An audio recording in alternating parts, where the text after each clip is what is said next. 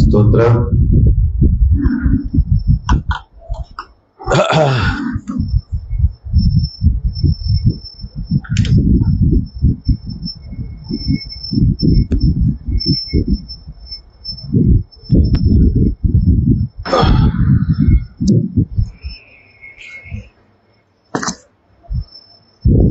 మంచి తల్లి, కూడి వచ్చిన మీ అందరికీ మన ప్రభువును ప్రియరక్షకుడు యేసుక్రీస్తు వారి నామములో అందరికీ వందనాలు, అందరికీ శుభాలు తెలియజేస్తున్నాను. అందరూ బాగున్నారా? ఈ ఎండాకాలపు సెలవుల్లో మందిరం ఎట్టందాం పోని నేను నా చుట్టాలతో కొంచెం ఎంజాయ్ చేయాలని. తప్పు కాదు, తప్పు లేదు. నేను చెప్పేది ఏంటంటే 6 రోజులు నువ్వు చుట్టాలతో ఎంజాయ్ చేయి.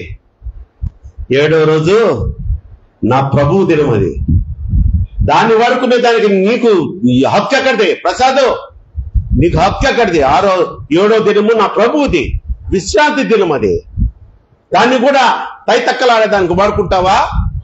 పుణ్యాత్ముడా, ఇప్పుడు వచ్చి కూర్చొని తలకాయ ఊపుతున్నావు ఇట్టిట్ట. ఎందుకు వెళ్ళావు పెళ్లికి? నువ్వు ఎంత వెళ్ళావు? 6 రోజుల్లో అనిపోయావుగా. దేవునికి స్తోత్రం, హల్లెలూయా. కనుక అదే ఆ టైంకి తగ్గ దేవుడి మాటలు అంటే ఇలా ఉంటాయి తల్లి. నేను అనుకోని సిద్ధపడి వచ్చినటువంటి వాక్యం కాదు, ఆయన నాకు చెప్పమన్న వాక్యం ఇది. అప్పుడు సిద్ధపడ్డాను ఈ వాక్యం. ఏంటో తెలుసా? దేవుని దీవెన రాకుండా చేసే పాపాలు ఏంటి? ఈరోజు సబ్జెక్టు ఏంటమ్మా? మనందరం దేవుని దీవెన పొందుకున్న వాళ్ళం అనుకుంటున్నాం కదా. మా ప్రసాద్కి 3 ప్లాట్లు ఉండేవి, ఒక సొంత ఇల్లు ఉంది, రైల్వేలో ఉద్యోగం ఉండేది. ఇప్పుడు పీకేశారు, పెన్షన్ ఇస్తున్నారు. ఇవన్నీ దేవుని దీవెనలు అనుకుంటున్నావమ్మా నువ్వు? నీ మొహం అవి కాదు. దేవుని దీవెనలు అంటే నీ ఆస్తులు పాస్తులు, నీకున్న క్యాష్ బ్యాలెన్స్, నీకున్న ఒంటి మీద బంగారం కాదు. దేవుని దీవెన ఆశీర్వాదం అంటే నీ కుటుంబంలో శాంతి ఉందా? సమాధానం ఉందా? నీ బిడ్డలు, తల్లిదండ్రులు మీరు చెప్పిన మాట వింటున్నారా? నీ భార్య నీకు లోబడి ఉంటుందా? నీ భార్యను నువ్వు ప్రేమిస్తున్నావా?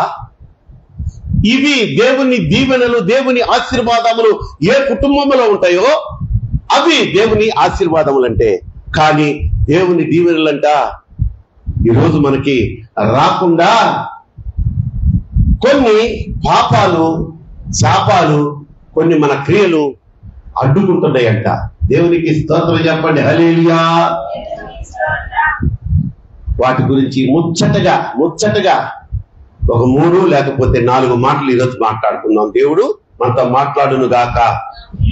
నా తండ్రి, ఓ తండ్రి, నన్ను దీవించు, నన్ను దీవించు అని కేకలు పెడుతున్నావు. ఇక్కడికి వచ్చినప్పుడు ఇంటికి పోతే తండ్రి, సీరియల్ మధ్యలో కరెంటు పోకుండా, కరెంటును ఆపుకుండా ఆ అధికారులకు మంచి జ్ఞానాన్ని ఇవ్వు. అక్కడ మొరపెడుతున్నావు. అక్కడ కావాల్సిన దీవెన అక్కడ. నీ ఇంట్లో టీవీ లేకపోతే పక్కింటిలోకి పోయి చూస్తావా? పుణ్యాత్మురాలా నువ్వు? అంటే నీ సైడ్ చూసి మాట్లాడాను నువ్వు అనుకోబాక్తాలి. నేను ఇలా చూసి మాట్లాడకపోతే ఎలాగా? గోడలకు చెప్పుకునేదా? చెప్పమంటే ఇడి తిరిగి మాట్లాడుకుంటాయి. చెప్పలేమండి అమ్మా. మాట్లాడమంటారా మీతోటి? నేను కాదమ్మా, దేవుడు మీతో మాట్లాడను గాక. చూడండి తల్లి, దేవుడు మనల్ని దీవించడానికి ఎప్పుడు సిద్ధంగా ఉంటాడు తల్లి. ఎందుకంటే మొట్టమొదటి కారణం ఏంటంటే ఆయన స్వహస్తాలతో మనల్ని తన రూపంలో చేసుకున్న బిడ్డలం మనం. నంబర్ 1 కారణం మనల్ని దీవిస్తూ ప్రేమించడానికి. నంబర్ 2 కారణం తన ప్రాణాన్ని పెట్టి, ఆ విలువనిచ్చి, ఆ విలువను పెట్టి మనల్ని కొనుక్కున్న ఆయన సొత్తు మనం. కొట్టు చప్పట్లు గట్టిగా. అందుకని దేవుడు మనల్ని ఎప్పుడు దీవిస్తూనే ఉంటాడు. కానీ కొన్ని విషయాల్లో మనకు ఆ దీవెన రాకుండా అవి అడ్డుకుంటూ ఉన్నాయి. వాటిని గురించి మనం ధ్యానం చేద్దాం. దేవుని ఆత్మ మనందరినీ నడిపించునుగాక. దేవుడు మనతో మాట్లాడునుగాక.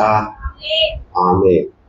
యెషయా గ్రంథము 59వ అధ్యాయము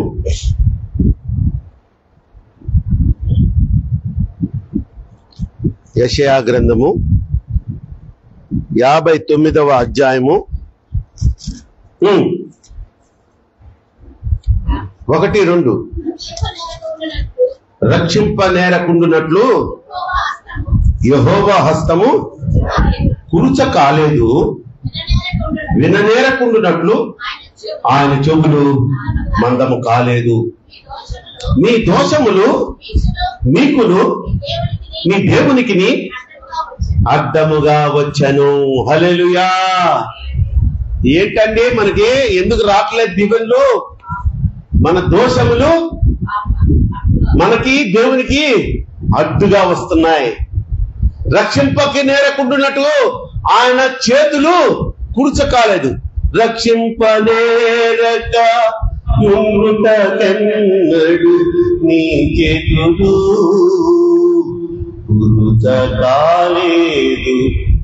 కరుణా సముద్ర శరణం శరణం ఏసే శరణం శరణం శరణం సిరువే శరణం. సరిరారు నీకిల ఎవరు, సరిరారు నా యేసు. కాబట్టి తల్లి, ఆయన మనల్ని ఎప్పుడు రక్షించాలనే ఉంటాడు. ఆయన ఎప్పుడు మన మనవలు వినాలనే ఉంటాడు. ఆయన చెవులో శీసం పోసుకొని ఉండడు. నీకులాగా ఆరాధన అంటే ఊగిపోతావు, వాక్యము అంటే తూగిపోతావు. వచ్చేస్తాడాడు. ఏమిటమ్మా వింటున్నావా వాక్యం? వద్దున్నాను, బుజ్జో బుజ్జో గుండె కానిచ్చుకొని మరి జోగడతాండి. కాడు వెంటనే ఏమవుతాడు? కుర్చీలోంచి కింద పడతాడేమో ఈడు అన్నట్టుగా నిద్రపోతుంటారు. నేను గమనించిన అంతవరకు స్త్రీలు ఎవ్వరు ఎప్పుడు ఎక్కడ నిద్రపోయినట్టు నేను చూడ మన సంఘంలో. పురుషులు మాత్రం వీళ్ళ మొహామండ కొంపల్లో నిద్రపోరేమో నాకు తెలియదు, కానీ కమ్మటి నిద్రపోతా ఉంటారు ఇక్కడికి వచ్చి. కనీసం పక్కనోడు చూస్తాడన్న సిగ్గు కూడా ఉండదేమో వీళ్ళకి. సరే పక్కనోడు చూస్తాడు చూడకపోతే నాకు అనవసరం, నా దేవుని సన్నిధిలో ఉన్నాము, నా దేవుడు నన్ను చూస్తున్నాడన్న భయం కూడా ఉండదు వీళ్ళకి. ఏమనుకోకండే, నేను వాస్తవాలే చెప్తున్నా. నిద్రపోయే సంఘానికి వచ్చి నిద్రపోయే నీకెందుకయ్యా అంత రోషము? మాట్లాడితే 1 గంట నువ్వు శ్రద్ధగా విన్నట్లయితే వాక్యం నీకు నిద్ర ఎందుకు వస్తుంది? అందుకే చూద్దామా, మనుషులకు నువ్వు విలువనిస్తున్నావట, దేవుని సన్నిధానానికి నువ్వు అస్సలు అస్సలు అస్సలు విలువట్లేదంట. అందుకనే సంఖ్యాకాండము మనకి దేవుడి దీవెన ఆశీర్వాదం రాకుండా అడ్డుకునే నీలోని ఆ పాపము, ఆ యొక్క స్వభావము ఏంటో మొదటిగా మనతో మాట్లాడుతున్నది ఏంటంటే, దేవుడు సంఖ్యాకాండము 11వ అధ్యాయము 20వ వాక్యం చదవండి. సంఖ్యాకాండము యెహోవా నేను అయితే నా జీవము తోడు భూమి అంతయు యెహోవా మహిమతో నిండుకొని ఉండును. నేను ఐగుప్తులోను అరణ్యములోను సూచక క్రియలను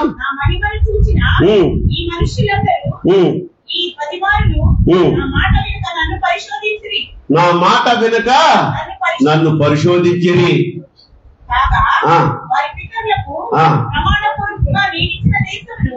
వారు చూడనే చూడరు. నన్ను అలక్ష్యము చేసిన వారిలో అలక్ష్యము చేసిన వారిలో ఎవరు దానిని చూడరు. చూడమ్మా, సంఖ్యాకాండము 11వ అధ్యాయము 20వ వాక్యం అని చదివింది కాదు, ఏంటో చదివేసి పోతా ఉన్నారు. అందుకని మీరు ఏదో నేను చదివేయాలన్న ఆత్రతతో తప్పు చదవద్దు, నన్ను రాంగ్ డైరెక్షన్ లో తీసుకెళ్ళద్దు. సంఖ్యాకాండము 11వ అధ్యాయము 20.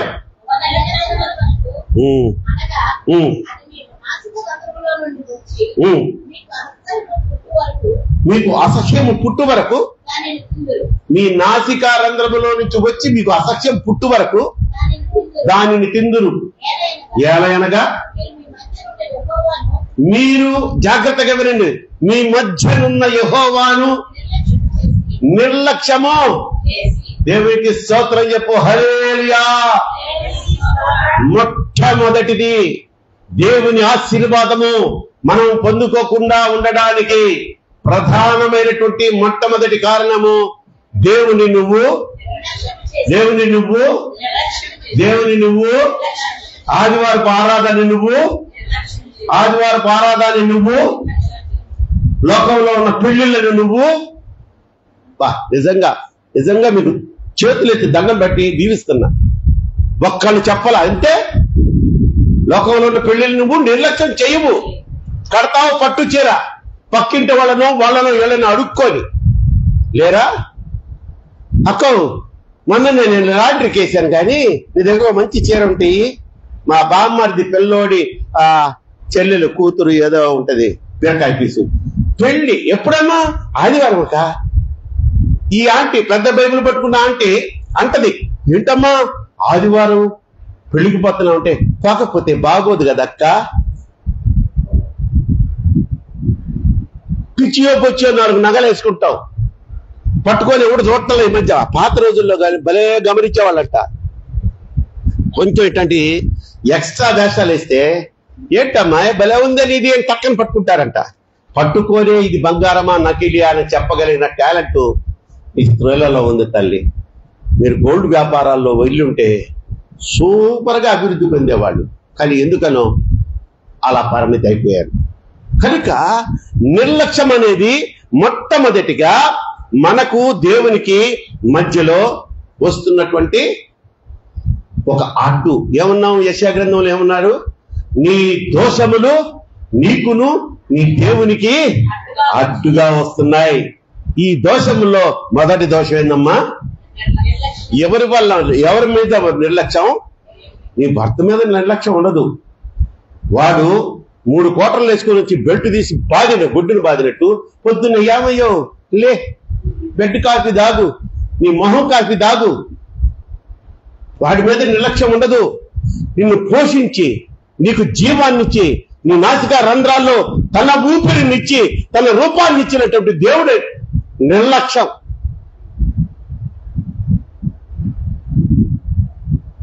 దేవుడంటే భయము, భక్తి, అసలు ప్రేమ, విశ్వాసము, కృతజ్ఞత ఉంటే ఆయన్ని నిర్లక్ష్యం చేస్తావా? నువ్వు లోకాన్ని లక్ష్య పెడతావా? ఆదివారము ఫంక్షన్స్కి వెళ్తావా?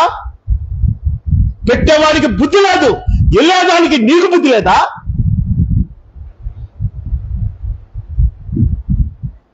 సిక్స్ 600 కిలోమీటర్స్ నిన్న గొప్ప చెప్పుకోవడం కాదు, ఇది ఒక సాక్ష్యం. మా చిన్నాన్న గారు, 3వ చిన్నాన్న గారు, సొంత మా నాన్నగారు తమ్ముడు, ఆయన చనిపోయారు. కానీ ఆయన పుట్టినరోజు నిన్న. ఎప్పుడు? నిన్న హైదరాబాద్ లో. ఎన్నో పుట్టినరోజు?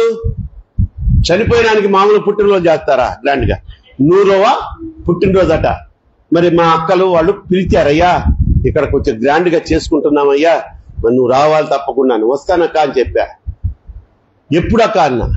31st శనివారం. ఏంటక్క ఇట్లా చేసావు?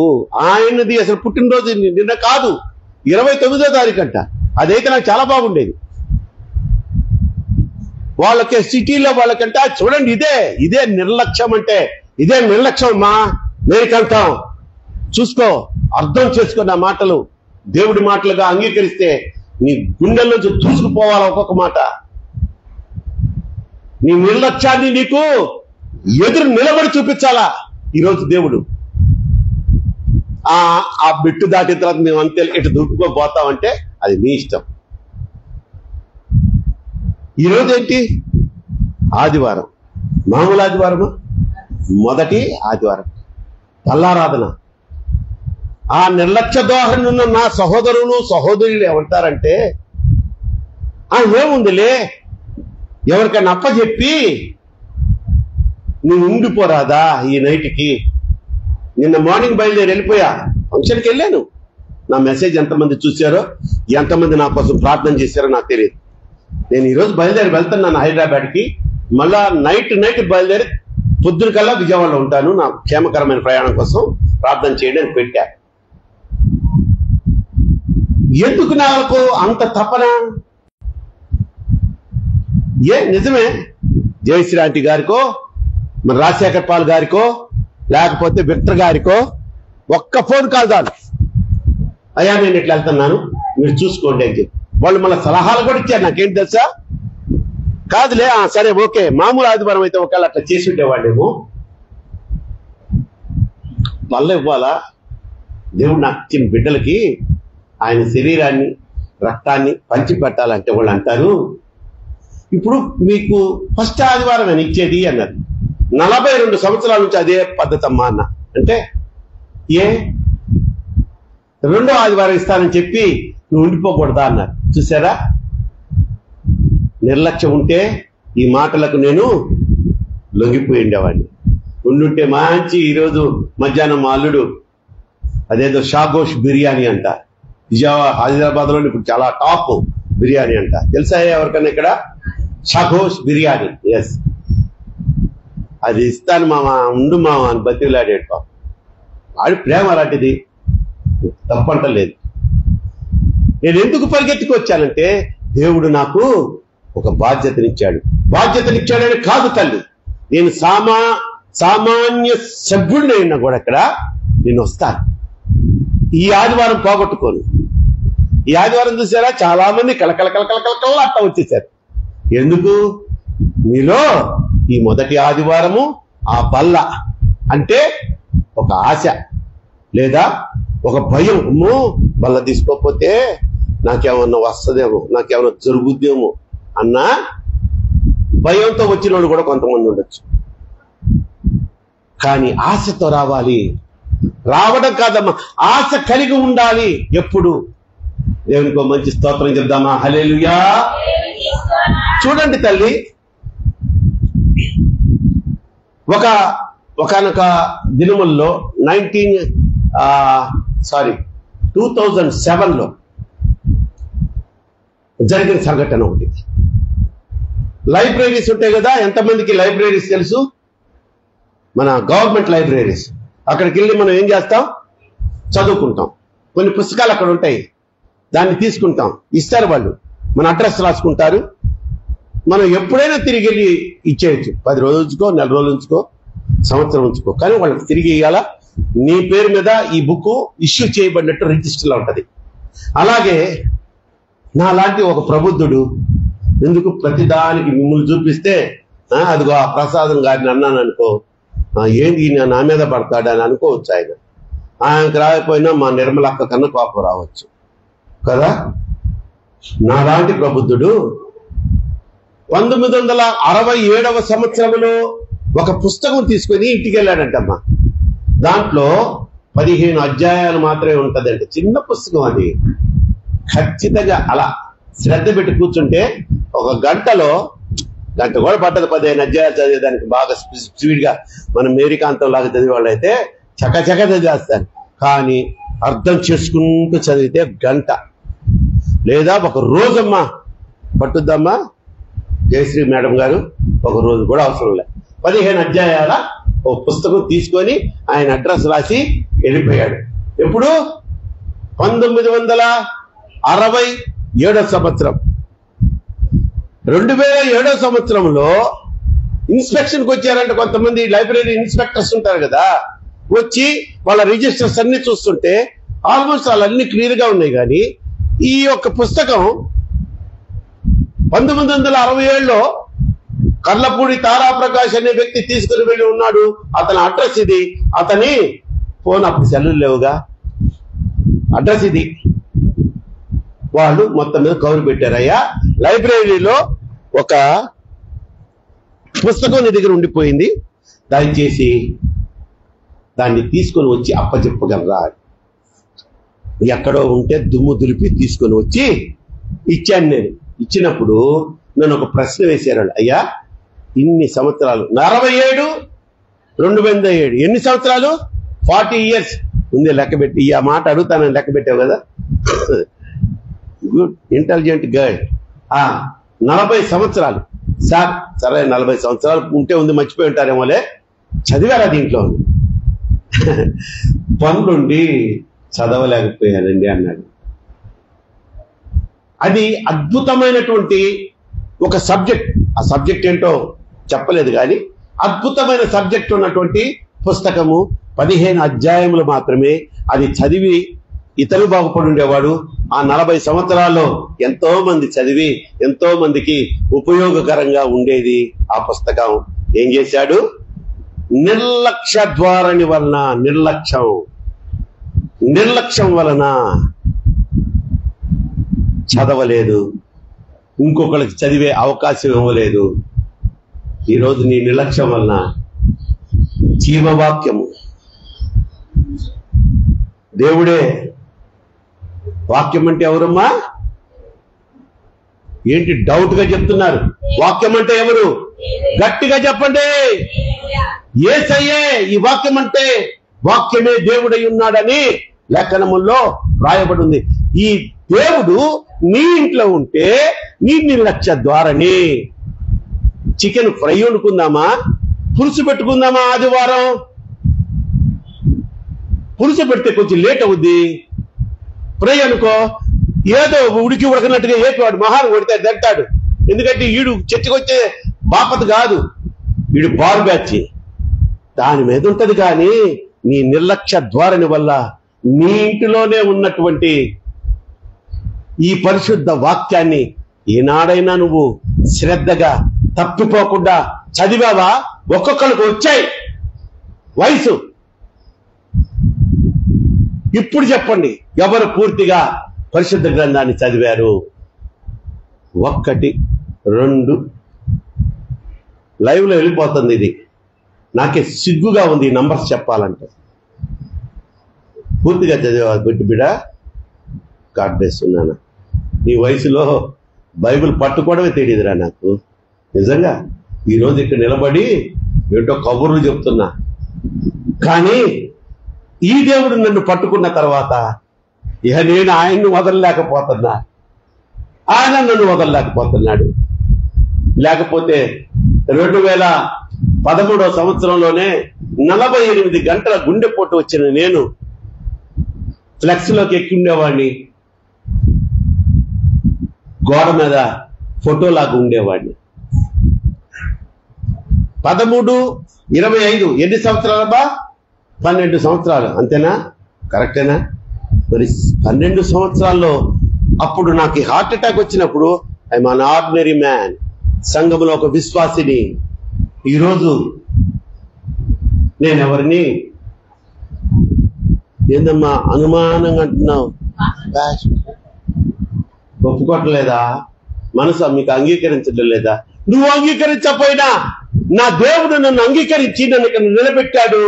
నా నోటి ద్వారా కొన్ని మాటలు మీతో మాట్లాడుతున్నాడు. దేవునికి స్తోత్రం చెప్పు. హల్లెలూయా. ఇంకొంచెం బిగ్గరగా చెప్పగలరా? Right right right. కనుక తల్లి, మనము మన ఇంటిలో ఉన్న దేవుణ్ణి నిర్లక్ష్యం చేస్తాము. ఇంటిలో ఉన్న దేవుణ్ణి విడిచిపెట్టి గోడలకు వెళ్తావా నువ్వు?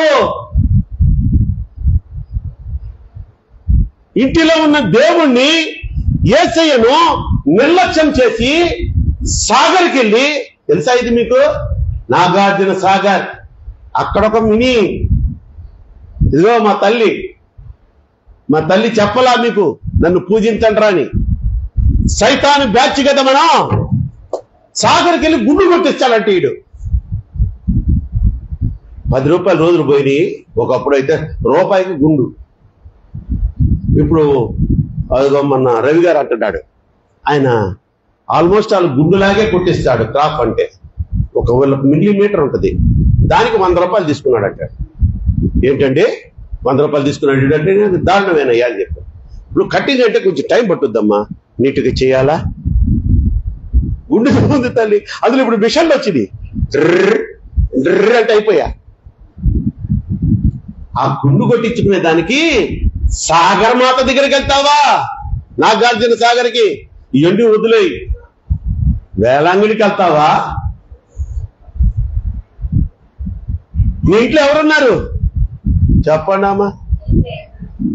చాలా డౌట్ చెప్తున్నారేంటమ్మా గట్టిగా. నీ ఇంట్లో ఎవరున్నారు నేను అడిగినప్పుడే ఏసయ్యా అనాలా? ఏసయ్యా డౌట్ తల్లే. నాకు తెలుసు మీరు ఎందుకు నోట్లోంచి వాయిస్ రాలేకపోతుందంటే డౌట్. నీ ఇంట్లో దేవుడు ఉన్నాడా లేడా అని. ఇంట్లో దేవుడిని పెట్టుకొని వేలంకిడికి వెళ్తావు. ఆ దేవత మీద దేవతలాగా కొలిచే మరియమ్మ మీద ప్రేమ కూడా కాదు మీకు.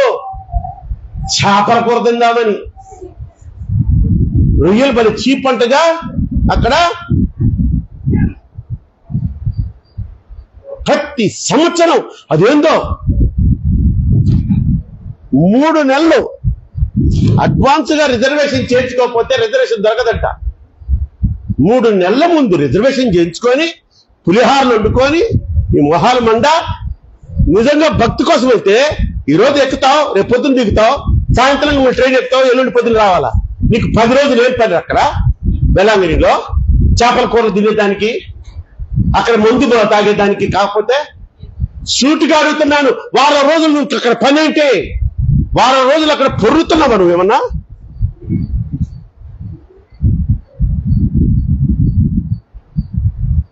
ఇవి సత్యాలు కాదా? దేవుడు అడుగుతున్నాడు మిమ్మల్ని ఈరోజు. ప్రతి సంవత్సరము అబ్బా ఈ సంవత్సరము మాకు ఫిబ్రవరిలో రిజర్వేషన్ దొరకలేదండి పాస్టర్ గారు. ఈ మొహం అందా దేవుడికి చిత్తం కాలేదేమో. నాకు తెలిసిన కుటుంబం ఉంది, వాళ్ళు ప్రతి సంవత్సరం పోతారు. ప్రతి సంవత్సరం ఏదో ఒక అనర్థం వాళ్ళ కుటుంబంలో దొరుకుతుంది. ఒకళ్ళిద్దరు పోరు, ఒక మంద పోద్ది 60 మంది అంట. ఏందమ్మా ఇది? ఒకసారి సెల్ ఫోన్ పోయింది వాళ్ళకి, ఒకసారి భార్యాభర్తలు ఇద్దరు ట్రైన్ నుంచి పడిపోయి ట్రైన్ కిందకి వెళ్ళిపోయారు, ఇంకోసారి ఎవరో చచ్చిపోయారు అక్కడ పోతే, వీళ్ళతో పాటు వెళ్ళిన వాళ్ళు ఒకళ్ళు చచ్చిపోయారు. అనేకమైనటువంటి అనర్థాలు. నిర్లక్ష్యం చేస్తావా దేవుణ్ణి? జాగ్రత్త. అందుకనే నువ్వు అనుకున్న ఆశీర్వాదం మళ్ళా నా దగ్గరికి వస్తారు, మందిరానికి వస్తారు, చేయాల్సిన పిచ్చి పనులన్నీ చేస్తారు. మందిరానికి వచ్చు, ప్రభువా నన్ను ఎందుకు నాయన ఆశీర్వదించవు, నన్ను దించు నాయన, నా ఆశీర్వాదం దించు నాయన అంటే, పాస్టర్ గారు మీరు కూడా తెచ్చమని అడగండి అంటే, నేను పిచ్చోడి అయ్యా ఆ తల్లి ఏదో అడుగుతుందయ్యా దించు నాయన అంటే, అరే నేను ఊరుకరా అయ్యా, నువ్వు మధ్యలో రాబాక, అక్కడ దించోని తల దించుకొని అడుగుతున్నా. నేను తలెత్తి నా వైపు ఆకాశము వైపు కన్నులెత్తి దించు ఆశీర్వాదం అని అడుగుమను అని నాతో చెప్పాడు అనుకోండి. అమ్మా ఏసే అంటున్నారు నువ్వు నేల చూస్తా, నేల చూపుల వాళ్ళని నమ్మకూడదు అంటారు. కరెక్టే కదా? నేల చూస్తా కాదమ్మా, ఆకాశము వైపు కన్నులెత్తి ఆయన అడగమంటున్నారంటే కుదరదులేండి పాస్టర్ గారు. నిర్లక్ష్యం, నీలో గిల్టీ, నువ్వు ఇలా చూసి అడగలేవు. దేవుడు అంటే నిర్లక్ష్యం, వాక్యం అంటే నిర్లక్ష్యం, మందిరానికి రావాలంటే నిర్లక్ష్యం, లోకమన్నా లోకాశలన్నా ఆహా ఆహా సంతోషం, సంతోషమే సమాధానమే. అది యేసయ్య సన్నిధిలో ఉండాలి. దేవునికి స్తోత్రం చెప్తామా? హల్లెలూయా. చూడండి తల్లి, మొదటిది అసలు అంశం మీకు గుర్తుందా? దేవుని దీవెనలు మన మీదకి రాకుండా, ఆశీర్వాదములు మనకు రాకుండా అడ్డగిస్తున్నటువంటి, ఆపుతున్నటువంటి మనలోని పాపాలు. ఇది అంశం. ఈ పాపాల్లో ఇది పాపమే. నిర్లక్ష్యం అనేది పాపమే. ఈ నిర్లక్ష్యంలో ఎన్ని తప్పులు నువ్వు చేసేస్తున్నావో కొన్నే చెప్పా నేను. ఇంకా ఎత్తుకుంటే ఆ ఒక్క మాట మీద ఈ రోజంతా మాట్లాడచ్చు. కానీ రెండో దానికి వెళ్ళిపోతున్నాను. చూడండి, రెండోది చూస్తే అసూయ అంట. అసూయ. వా, ఏంటి పాస్టర్ గారు, నేనేమన్నా దొంగతనం చేశానా? లేదమ్మా. నేను ఎప్పుడైనా మీకు అబద్ధం చెప్పానా? లేదమ్మా. నేను ఎప్పుడైనా గుడికి రాకుండా ఉన్నానా? లేదమ్మా. వస్తున్నావు, అందరికంటే ముందే వస్తావు, పెద్ద ముసుగేస్తావు, పెద్ద బైబుల్ తెస్తావు, ప్రార్థన చేస్తావు, మోకరిస్తావు. మరి ఏంటి పాస్టర్ గారు? నీ పక్కనోళ్ళు ఎదుగుతుంటే నువ్వు చూసి ఓరలేకపోతున్నావంటగా, కడుపు నిండా ఉంటదంటగా. ఏంటది? ఉళ్ళు. సరే, కొంచెం కొంచెం క్వాలిటీగా చెప్పుకుందాం. అసూయ. అసూయ అనేది నీలో ఉంటే నీ దేవునికి నీకు మధ్య గోడది. ఆయన అదే అంటున్నాడు, నిన్ను వలే నీ పొరుగు వారిని కొట్టు. చప్పట్లు గట్టిగా. అందుకే చెప్పాడు,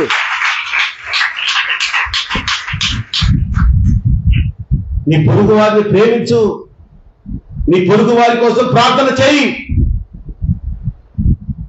నీ పొరుగు వారి కోసం వీలైతే సహాయం చేయి. దూషణకు ప్రతి దూషణయు చెయ్యకు, కీడుకు ప్రతి కీడు చెయ్యకు. దేవుడిచ్చినటువంటి ఆజ్ఞలమ్మయ్యి. నీలో అసూయ అనే ఒక్క దుర్గుణం, అన్ని మంచి గుణాలే, అన్ని మంచి గుణాలే.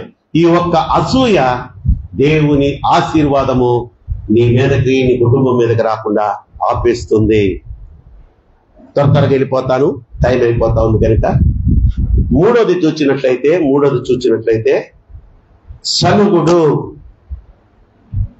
ఇంట్లో అమ్మ ఉప్మా చేసిందంటే ఇక చూడండి ఆ రోజు ఉంటాయి కదా కదా. కరెక్ట్ గా ఐ క్యాచింగ్ ఇవ్వాలి నాకు, లేకపోతే పేర్లు చెప్పేస్తా కదా. ఉప్మా చేసిందంటే ఇక ఎప్పుడు ఉప్మా ఎవడు తిట్టాడు ఇది.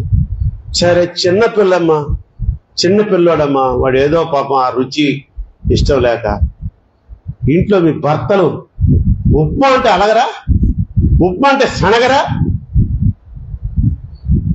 కానీ ఉప్మా అంటే ప్రాణాతి ప్రాణంగా ప్రేమించేవాడు వీడు ఒక్కడేనేమో ఈ ప్రపంచం. దేవునికి స్తోత్రం చెప్పు. హల్లెలూయా. మీ ఇంటికి ఎప్పుడన్నా వస్తే ఉప్మా చేసి పెట్టండి, కాదనుకుంటే తింటా.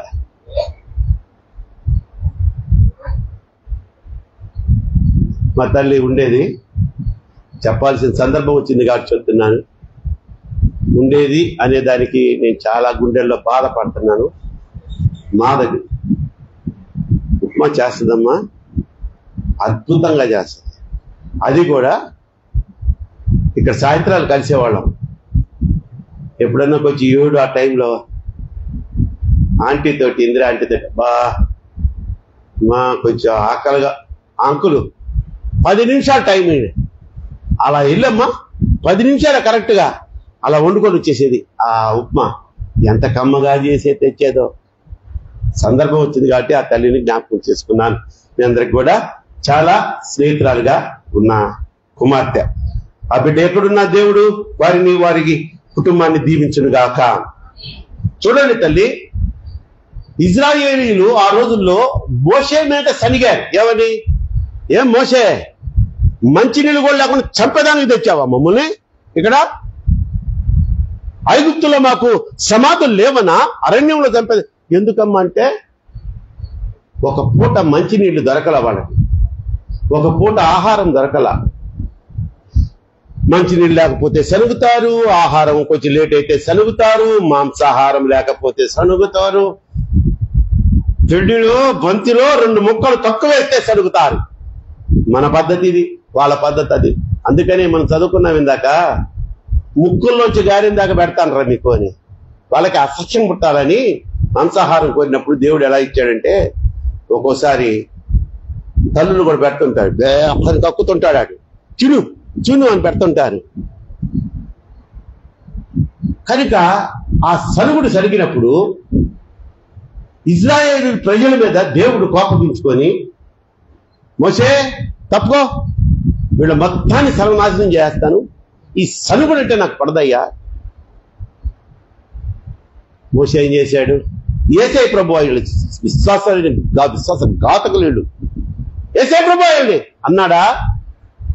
అయ్యా, అక్కడి నుంచి బానిసలుగా ఉన్న వేడిని విరిపించుకొని తీసుకొచ్చావు, ఈ అరణ్యంలో నువ్వే చంపేస్తే వాళ్ళు నిన్ను చూసి నవ్వరా, నన్ను చూసి నవ్వరా, క్షమించు నాయనా అని అడ్డం పడ్డాడంట మోకాళ్ళతో. అయ్యా అంటే ఇక మోషే తన ఇల్లంతటిలో నమ్మకమైన వాడు. నమ్మకమైన దేవుడవయ్యా, నీవే చాలు యేసయ్యా, నమ్మకమైన దేవుడవయ్యా, నీవే చాలు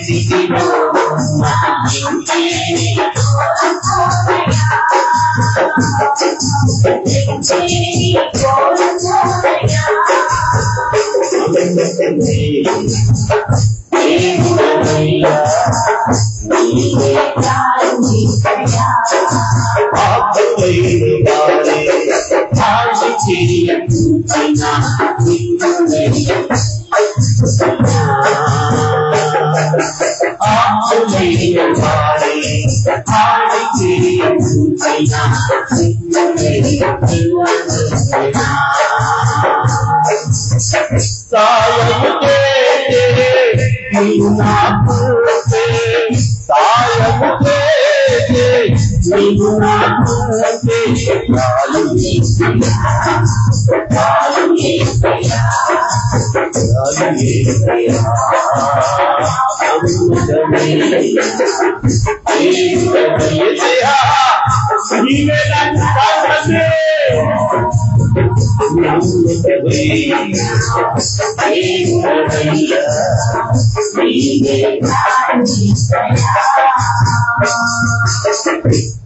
మంచి తల్లి,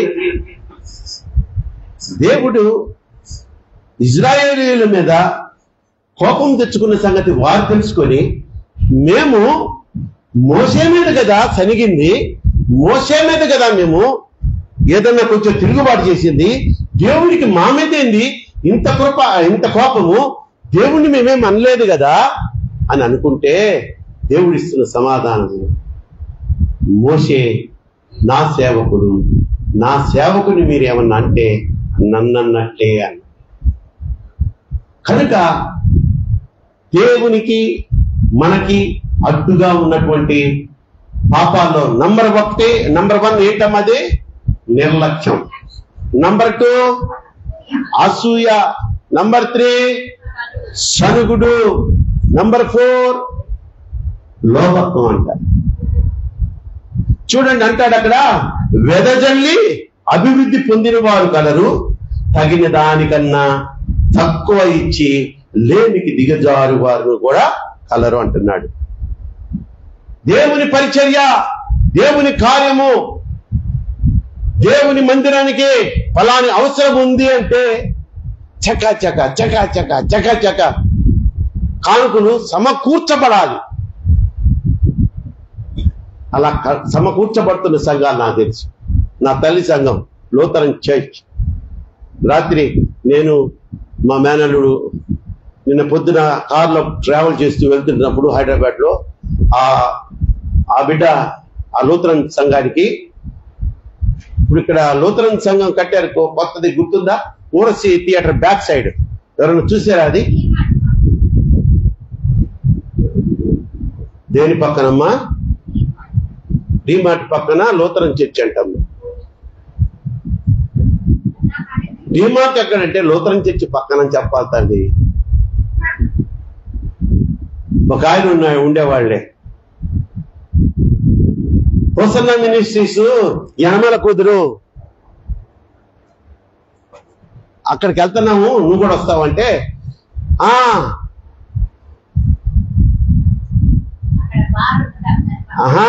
పేరు కూడా అమ్మా, ఏం పేరయ్యా యాంటనీ, మనకి గుర్తులేదు, నువ్వు కూడా ఉన్నావు కదా. అనుకోటి ఎస్ఎంఆర్ బార్ పక్కన అంకులు అంటున్నాడు. ఎస్ఎంఆర్ బార్ ప్రక్కన హోసన్నా మినిస్ట్రీస్ అంట. అలా ఉంది. నేను టాపిక్ డైవర్ట్ చేయకు. దేవునికి స్తోత్రం చెప్పు. హల్లెలూయా. లోభత్వము. ఈ లూథరన్ చర్చ్ గురించి కదా మనం ఈ టాపిక్ లోకి వచ్చాం. అయ్యా, ఈ గుమ్మం చేయించాలనుకుంటున్నాము. ఆ గుమ్మానికి 5 లక్షలు అవుతుంది. మా మేనల్లుడు 1 లక్ష ఇద్దాం అనుకొని సాయంత్రం ఫోన్ చేశారంట పాస్టర్ గారికి. అయ్యా, ఆ గుమ్మానికి 5 లక్షలు అవుతున్నారు కదా, 1 లక్ష రూపాయలు నేను ఇద్దాం అనుకుంటున్నానంటే, అయ్యో సారీ అండి శరత్ గారు, అది ఉదయం ప్రకటన చేసిన గంట లోపల ఒక ఆయన వచ్చి నేను మొత్తం నేను ఇస్తాను అన్నాడు. 5 లక్షలు ఏంటి? ఆల్టర్ ఉంటుంది, ఆల్టర్ మొత్తం టేకే 50 లక్షలు. అది ప్రకటించారంట ఒకరోజు. ప్రకటిస్తే సరే ఒక 5 లక్షలు ఇద్దాం అనుకున్నాడంట ఈయన. సేమ్ గంటలో ఒక 5 మందో 10 మందో మేమిస్తాం అని చెప్పి 50 లక్షలు వచ్చేసింది. మందిరానికి అంటే దేవునికి నీవు కానుకగా ఇస్తున్నటువంటి ఆ కానుకలు వెదజల్లకుండా బిగబట్టావనుకో, మూసేస్తాడు ఆయన, ద్వారాలు మూసేస్తాడు. అదే నీకు దేవునికి మధ్యగా ఉన్నటువంటి అడ్డు కూడా. నీకు దీవెనలు రాకపోవడానికి నాలో ఉన్న ఆ పాపాల్లో ధారాళంగా పరిచర్యకు గుప్పులు విప్పకపోవడమే.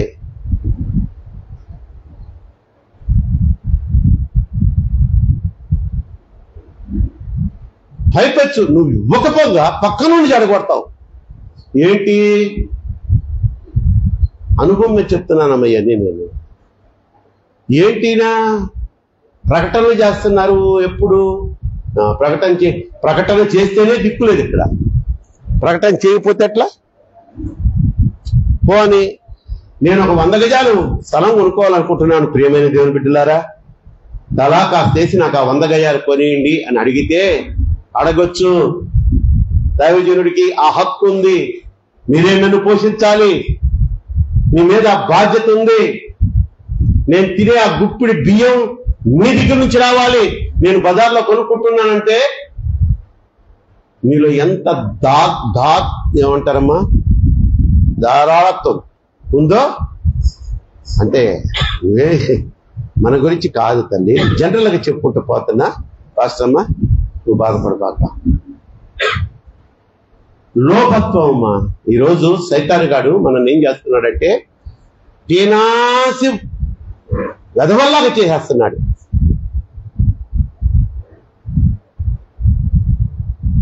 ఏదో మాయదారు రోగం వస్తుంది. డాక్టర్ గారి దగ్గర పోయి అంటాడు, ఏమంటాడు వీడు?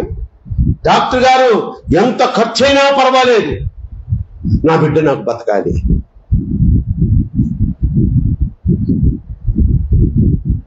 ఎట్లా వచ్చింది? నువ్వు గుప్పులు విప్పకపోతే అట్లాగే పోద్దంట. అంతే చెప్పాను కదా, వెదజల్లి అభివృద్ధి పొందిన వారు కలరు, తగిన దానికంటే తక్కువ ఇచ్చి లేనికి దిగజారిన వారు కలరు. కనుక ఆత్మల సంపాదన కోసం, సంఘ అభివృద్ధి కోసం నువ్వు ధారాళంగా నీ కష్టార్జితాన్ని కొంత అంతాన్ని నేను అనలా, దశంభాగాలు ఇవ్వండి, లేకపోతే మీకు శాపం అని నేను చెప్పలా. ఎప్పుడైనా చెప్పానమ్మా, నీకు కష్టంగా ఉంటే ఇష్టమైన కానుక. ఇప్పుడు నీ 10,000 జీతం, 1000 రూపాయలు ఇవ్వాలి. నువ్వు నీకు కష్టంగా ఉంది, ఇష్టంగా ఒక 500 ఇవ్వు, ఇష్టంగా 200 ఇవ్వు. 10,000 కమ్మా నేను చెప్పేది. అదిగా 200 ఉన్నాడని 1,00,000 రూపాయలు 60-70 వేల జీతం గలవాళ్ళు 200 ఇచ్చావా? ఉంటది మళ్ళీ పొలగం మనకి.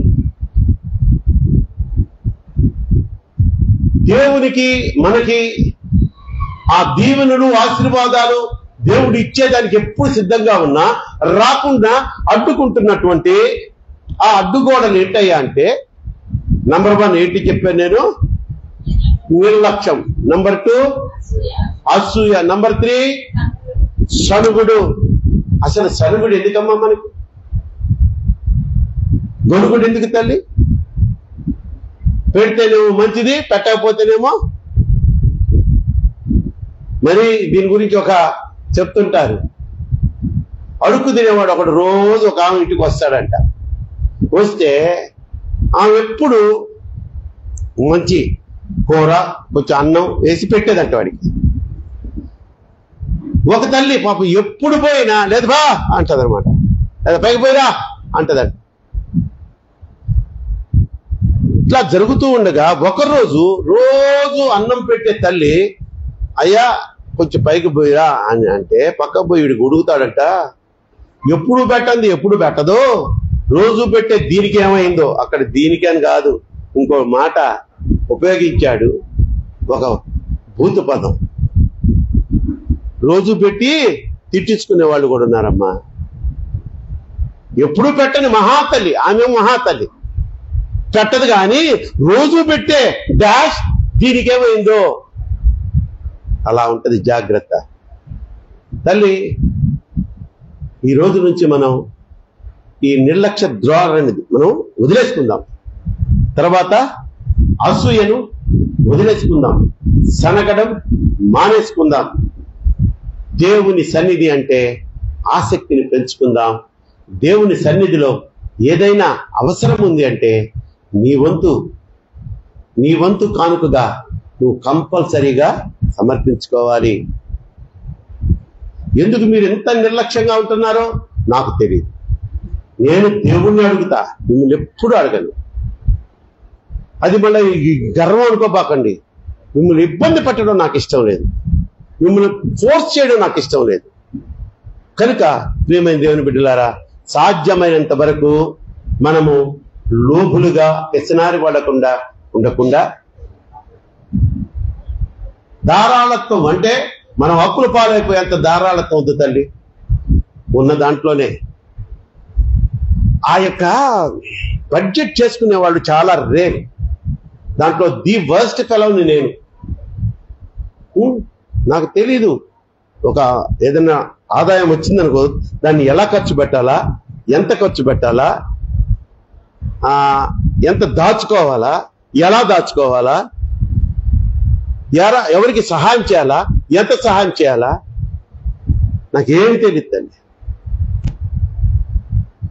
నువ్వు ఇస్తే పండగ నాకు.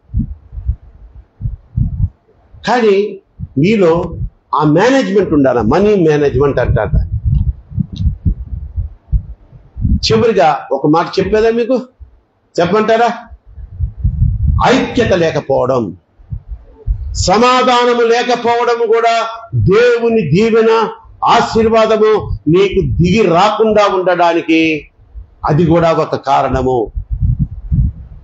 ఇంట్లో అన్నదమ్ములకు సమాధానం ఉండదు, భార్యాభర్తలకు సమాధానం ఉండదు. అన్నదమ్ముడే కాకుండా చిన్న పిల్లలు, పెద్దోళ్ళ సంగతి తీసేయండి, చిన్న పిల్లలు అక్క చెల్లెలు ఇంట్లో ఉంటే వాళ్ళిద్దరికి పడదమ్మా. ఆమెకు పుట్టినరోజు అన్ని అతి అయిపోయింది కదా, ఈ కాలంలో చాలా అతి అయిపోయాం కదా మనం. మా రోజుల్లో నా పుట్టినరోజు అంటే నాకు ఒక్కదాడికే డ్రెస్ తీసిచ్చేవాడు మా నాన్న. ఎందుకంటే మేమంతా ఒక 6 మంది 6 డ్రెస్సులు ఎక్కడ తీసిస్తాడు? ఇప్పుడేంటి, 2 వర్షిత స్వీటీ ఓబులు, పింకీ బబ్లు, 2. వీడి పుట్టినరోజు అనుకోండి బబ్లు గారిది, పింకీకి తీసేయాల డ్రెస్సు, లేకపోతే 3 పెట్టుద్దాం మూతి. ఆముదు నాగినట్టే. ఏ రోజు? వాడు పుట్టినరోజు రోజు. ఇంకా వాడి కేక్ కట్ చేస్తుంటే కళ్ళపడి ఇలా అలవాటు చేసింది నువ్వు కాదు, నీ భర్త కాదా? మరి వాళ్ళకే వచ్చింది ఆ అలవాటు. ఒక్కడికే కొంటావా? నా తల్లే, ఇద్దరికి కొండ, నేను చూచానమ్మా. మా అమ్మే, జాగ్రత్త, ఐకమత్యంగా ఉండాలి. సహోదరులు ఐక్యముగా ఉండుట ఎంత మేలు, ఎంత మనోహరమని లేఖనములోనే రాసింది. నీవు ఎవరితో అన్నా అసమాధానంగా ఉన్నావా, ఐకమత్యము లేకుండా ఉన్నావా, పరలోకము కలలో కూడా చూడవు. నువ్వు చెప్తున్నా, దేవుడు కలలో కూడా నీకు పరలోకం చూపించాడు. నీకెందుకురా? నీ అన్నని ప్రేమించినాడు, నీకెందుకురా పరలోకం? నీ తమ్ముడు అక్కర్లో ఉంటే సహాయం చేయని నీకెందుకురా పరలోకం? నీలాంటి వెధవల నా దగ్గర వద్దు. నీలాంటి అకృత్యములు చేసే స్త్రీలు నా దగ్గర, నా పరలోకంలో వద్దు. పరలోకం అంటే అది అతి పరిశుద్ధమైన స్థలం. కడుపులో అయితే కుళ్ళు, అసూయ, పడనితనం, దేవుడు అంటే నిర్లక్ష్యం, ఇవన్నీ ఉంటే పరలోకం పోతామమ్మా మనం? తల్లి చెప్పమ్మా, నువ్వు పోతామా? ఇవన్నీ వీటిలో ఒక్కటిన్నా పోవం మనం. ఈరోజు ఎందుకు ఇన్ని విషయాలు చెప్పాడంటే మనకు దేవుడు, ఈ మొదటి ఆదివారము గుర్తుపెట్టుకోండి. మీకు ఎప్పుడన్నా ఒకళ్ళ మీద కొంచెం కసి వచ్చిందనుకో, అసూయ వచ్చిందనుకో, ఈ వాక్యం గుర్తు రావాలి. అమ్మో, పరలోకం పోగొట్టుకుంటా నేను. కాబట్టి వాళ్ళని ఇంకా దీవించు దేవుడా, దీవించు. ఆదివారం ఈరోజు ఏం పోతాంలే. మొన్న ఒకడు అడిగాడంటే ఒక పాస్టర్ గారిని, ప్రతి ఆదివారం రావాలా పాస్టర్ గారు ఆరాధనకి? నెలలో 1-2 ఆదివారాలు వస్తే చాలదా అన్నాడు. ప్రతిరోజు 3 బొచ్చెలు ఎలా తింటున్నావురా నువ్వు? వారానికి ఒక బొచ్చె తిని రాదా, సచ్చూరుకుంటావని అన్నాడు. దెబ్బమ్మరకు నోటు పూసుకొని పోయాడంట. ఉన్నారమ్మా ఇటువంటి క్వశ్చన్స్ చేసేవాళ్ళు. ప్రతి ఆదివారము చర్చికి రావాలా పాస్టర్ గారు? ఆ స్థాయికి దిగజారిపోయింది సంఘం. ఒక సంఘంలో మనం ఉన్నామంటే ఆధ్యాత్మికంగా మనము బలం పొందాలి. దేవుని మాటలు మనం విని మనలో ఉన్న ఆ మస్టుని ఆ వాక్యము ద్వారా కడుక్కునే వారిగా ఉండాలి. కొట్ట చప్పట్లు గట్టిగా. అంతేగాని ఎన్నో మార్లు నువ్వు జారిపోయినా మళ్ళా వచ్చి ఆయన ఇది చెయ్యి కూడా పట్టుకోవడం కాదు, కౌగిలి, నువ్వు బురద, గప్పు, అశుద్ధంలో పడి దొర్లాడుతున్నావు అంటే అటువంటి పాపాల్లో నువ్వు దొర్లాడుతున్నా నిన్ను కౌగిలించుకొని ఆ బురదనంతా ఆయన అంటించుకొని నిన్ను పరిశుద్ధుడిగా చేసి పవిత్రురాలుగా చేసినటువంటి ఆ దేవాది దేవునికి ఏమిస్తే మనం ఆయన రుణం తీర్చుకోగలం తల్లి? పలుమార్లు వైదొలగినాను పరలోక దర్శనము నుండి, విలువైన నీ దివ్య పిలుపుకు పలుమార్లు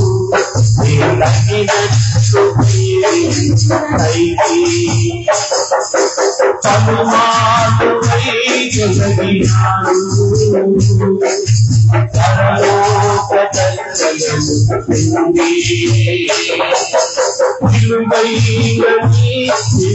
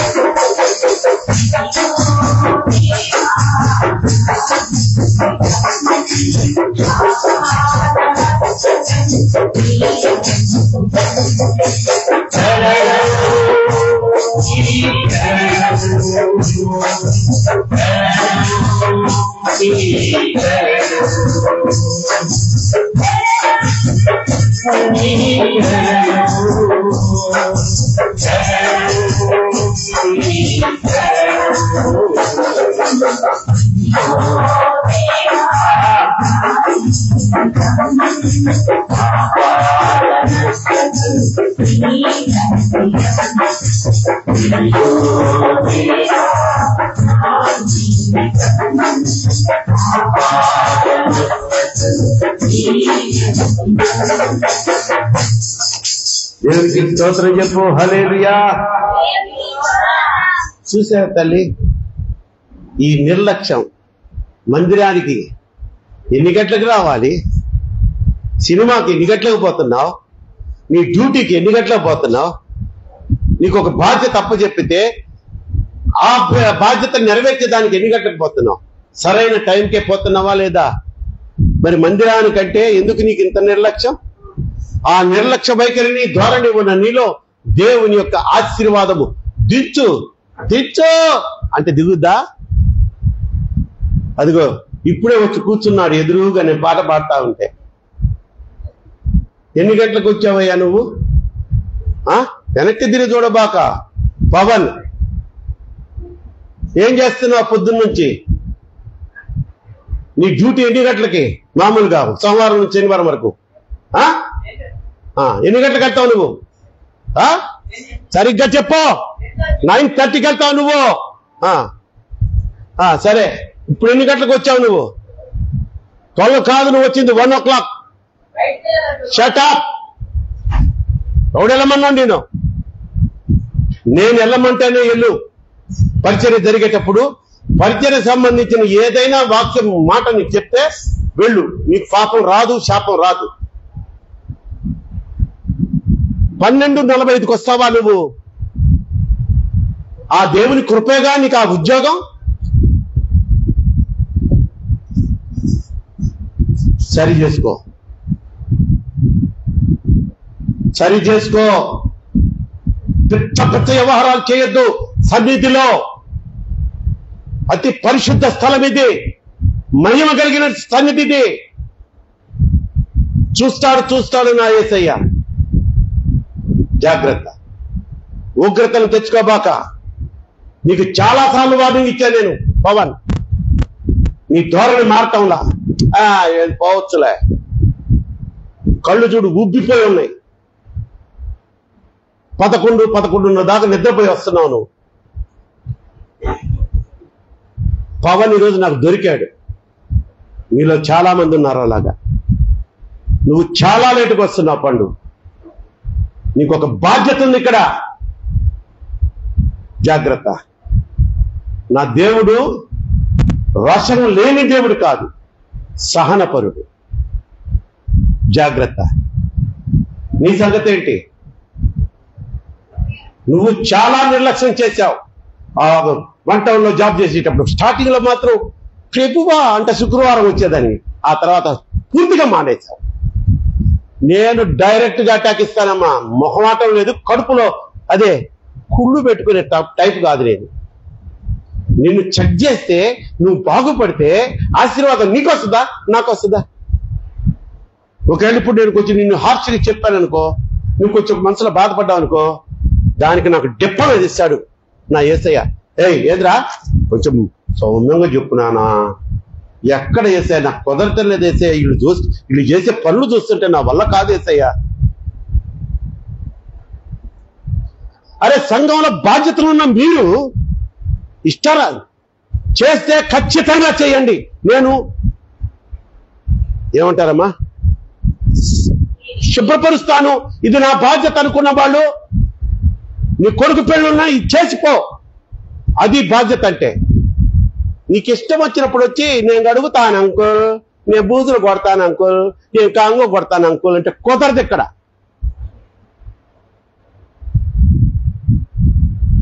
నువ్వు కూడా రా, నీకు ఎన్నిసార్లు చెప్పాను రా నేను, దినేష్ వాడు చాలా లేటుకు వస్తున్నాడు రా, నువ్వు వచ్చి అందుకొని ఆయన అని చెప్పానా? స్టైల్గా వస్తావు నువ్వు 11:30కి. అరే నీకు తిరుగులేదు, నాకు దిక్కు లేదురా. ఇదే డైలాగ్ సుజానమ్మ. వీళ్ళకి తిరుగులేదు, నాకు దిక్కు లేదు. నా దేవుడే నాకు దిక్కు. చాలా బాధగా చెప్తున్నానమ్మా ఈ మాటలు, చాలా బాధగా. నిర్లక్ష్యం. మరి ఎలాగా పాస్టర్ గారు? నేను నిజంగానే నిర్లక్ష్యంగా ఉంటున్నాను, ముగించేస్తున్నాను తల్లి. ఇంక ఇలా చెప్తుంటే ఒక్కొక్కళ్ళని లేపి నుంచోబెట్టి కడగలను, ఫినాయిల్ కడిగినట్టు కడిగినట్టు కడగలను, పాస్టమ్మను కూడా కడగలను. పెద్ద ఇదా?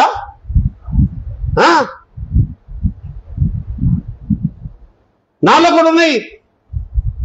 వీలైనంత వరకు అణుచుకుంటున్నాను, సరి చేసుకోవాలని ప్రయత్నం చేస్తున్నాను. ఈ స్టేజ్ లో కూడా, ఈ వయసులో కూడా. నాకు 2-3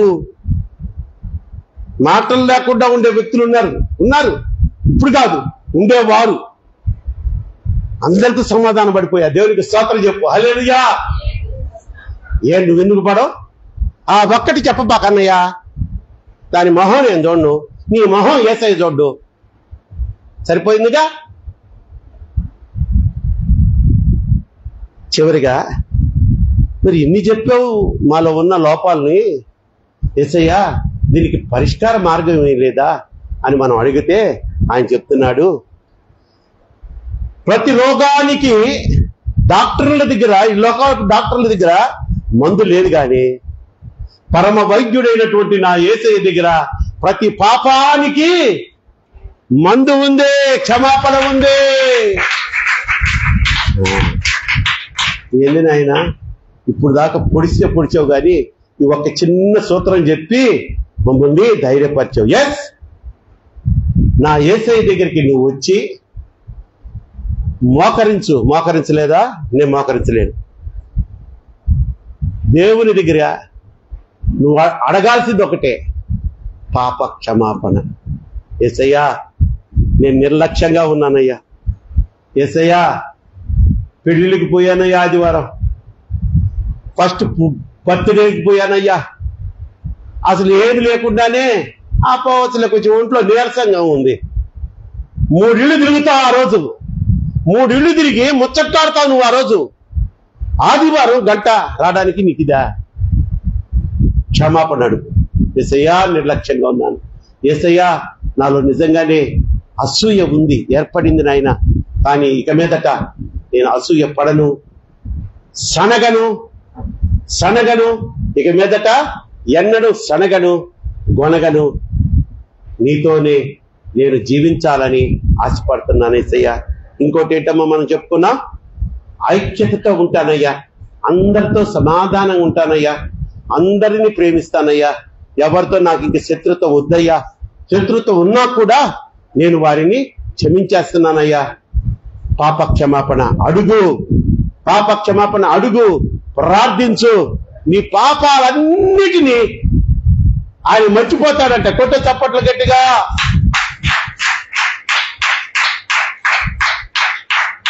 పొరపాటున యేసయ్యా పలానా రోజు నేను తప్పు చేశానయ్యా, నన్ను క్షమించు నాయనా, నన్ను క్షమించు అంటే దాని గురించి నువ్వు ఆల్రెడీ పాప క్షమాపణ ప్రార్థన చేసి ఉంటావు. అప్పుడే ఆయన క్షమించేసి ఉంటాడు. ఎలా క్షమించాడంటే, చిన్న ఉదాహరణ చెప్పేదా, నువ్వు ఎప్పుడు పాపం చేసావురా మైండ్లో కూడా ఉంచుకోడంట ఆయన, మర్చిపోడు. నేంది యేసయ్యా నేను పాపం చేయలేదంటావు ఏంటి? నేను చేశానుగా, నేను పాప క్షమాపణ ప్రార్థన కూడా చేశాను కంటే నేను అప్పుడే మర్చిపోయానుగా. అగాధ జలములలో, సముద్రాలలో ఆ పాపాలను ముంచేశాను, అది నాకెన్నటికీ గుర్తురావు తల్లి. పరిశుద్ధంగా నువ్వు జీవించు. అతి పరిశుద్ధుడా స్తుతి నైవేద్యము నీకే అర్పించి కీర్తింతును. అతి పరిశుద్ధుడా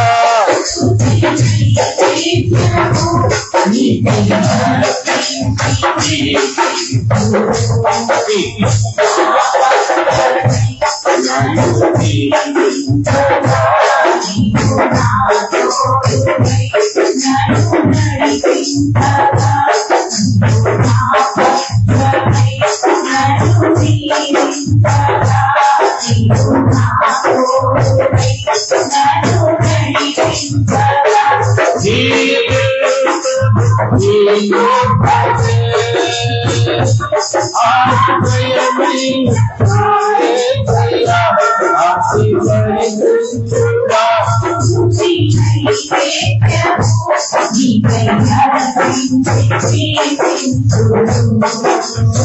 దేవుడికి స్తోత్రం. హల్లెలూయా. కనుక ప్రియమైన దేవుని బిడ్డలారా, యేసు రక్తము మన ప్రతి పాపము నుంచి మనకి విడుదల కలుగు చేస్తుంది. ఆ యేసు రక్తాన్ని ఆ యేసు రక్తం ద్వారా మన పాపాలను మనం కడుక్కోవాలి అంటే ఆయన సువార్తను నమ్మాలి, నమ్మి బాప్తిసం పొందాలి. బాప్తిసం పొందిన తర్వాత ఆయన నిత్యరాజ్య వారసత్వములో చేర్చబడుటకు ఇదిగో ఇంకా మిగిలి ఉన్న ఇటువంటి అన్ని చిన్నవి అనుకుంటాం. నిర్లక్ష్యం ఎంత పెద్ద పాపమో తెలుసా? అది మీకు ఆపేస్తుంది నీ యొక్క ఆశీర్వాదాన్ని. పరిగెత్తు. మందిరం అంటే ఆదివారం ఆరాధన అంటే పరిగెత్తు. వంట ఆపే. టిఫిన్ తినలేదా? మానే ఒక పూట. ఆసక్తి, ఆత్రుత కనిపిస్తే దేవుడు ఈ పాపాలన్నిటి నుంచి ఆయన రక్తముతో నిన్ను కడిగి పరిశుద్ధినిగా చేసి నిన్ను నన్ను మార్చునుగాక. తలలు వంచండి, ప్రార్థన చేసుకుందాం.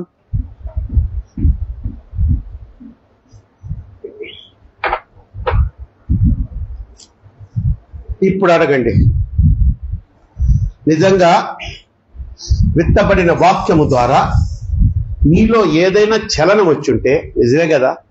ఏంటి నేను ఇంత నిర్లక్ష్యంగా ఉంటున్నాను ఇంతకాలం? యేసయ్యా, నా నిర్లక్ష్య ద్వారానికి నన్ను క్షమించు. నాలో ఉన్న అసూయ అనే ఆ గుణమును బట్టి ఎంతో మంది మీద నేను అసూయ పడ్డానేమో, నన్ను క్షమించను. అలాగే యేసయ్యా, అనేక మార్లు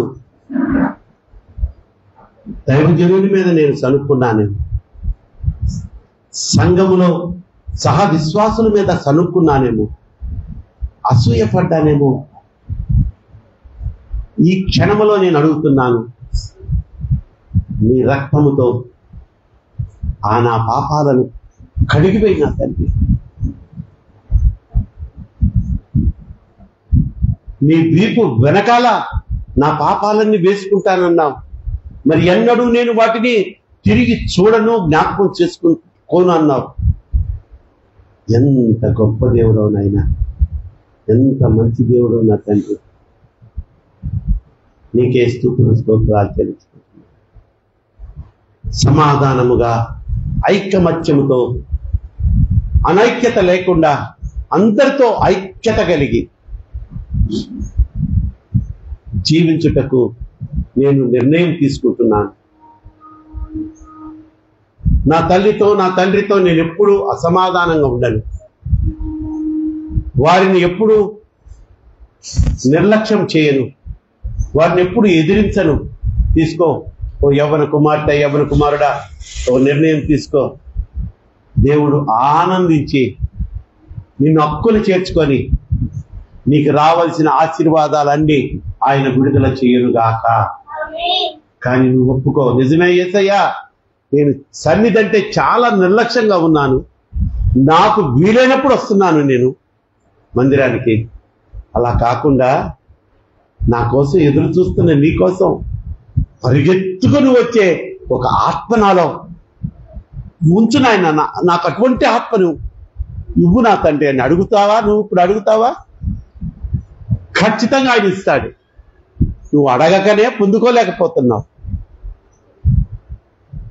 ఎన్ని స్వస్థతలు, ఎన్ని అమోఘమైనటువంటి క్రియలు దేవుడు మన సంఘంలో జరిగిస్తున్నారమ్మా. సంఘమా, నీకోసం కన్నీరు కార్చి నీ అవసరతలు, నీ అక్కరల్లో, నీ అసమాధానములో నీ కొరకు కన్నీరు కార్చి ప్రార్థన చేసే సహ విశ్వాసులు నీకే సంఘంలో ఉన్నారు. దైవజనురాలు తెల్లవారుజామున 3-4 గంటలకు మీకోసం ప్రతిరోజు కన్నీటి ప్రార్థన చేసే దైవజనురాల్ని దేవుడు మన సంఘానికి ఇచ్చాడు. ఇంత గొప్ప సంఘాన్ని నిర్లక్ష్యం చేస్తావా నువ్వు? నీకున్న డబ్బును చూసి విర్రవీగుతావా? కొద్దిపాటి శ్రమ వస్తే మందిరం రావడాన్ని మానేస్తావా? లోకములో ఉన్నటువంటి ఆ పెళ్లిళ్ళు వాటికి ప్రాముఖ్యతనిచ్చి సజీవుడైనటువంటి దేవుడు నివసిస్తున్న ఈ యొక్క స్థలాన్ని మర్చిపోతావా? ఒక్క క్షణం ఆయన కనుదృష్టి నీ మీద నుంచి ప్రక్కకి తిప్పాడా, ఆ రోజే నీ తుది రోజు అనుకోవచ్చు. ఆలోచన చెయ్యవు. ప్రతి ఒక్కరూ ఈ సమయంలో ఒక్క నిమిషమే ఆయన అడగండి. విత్తబడిన వాక్యం నిజంగా నీలో నాటుకుంటే ఎంత గొప్పగా నాకు ఒక బుద్ధి వాక్యాన్ని, జ్ఞానవాక్యాన్ని అనుగ్రహించావయ్యా. ఇవన్నీ చాలా చిన్న చిన్నవి అనుకున్నాను నేను ఇంతకాలం. నేను ఆశీర్వాదం పొందుకోకపోవడానికి అడ్డు గోడలు ఇవేనని ఇప్పుడు మీ దాసుని ద్వారా మీరు మాతో మాట్లాడి తెలియజేసినందుకు స్తోత్రాలని ఆయన అడగండి. ఇన్ని చేసినా నువ్వు ఇంత నిర్లక్ష్యంగా ఉన్న, అసూయతో ఉన్న, ఆ అసహనంతో ఉన్న, ఆ అసమాధానంతో ఉన్న, ఇతరులను చూసుకొని కుళ్ళుకుంటున్నా,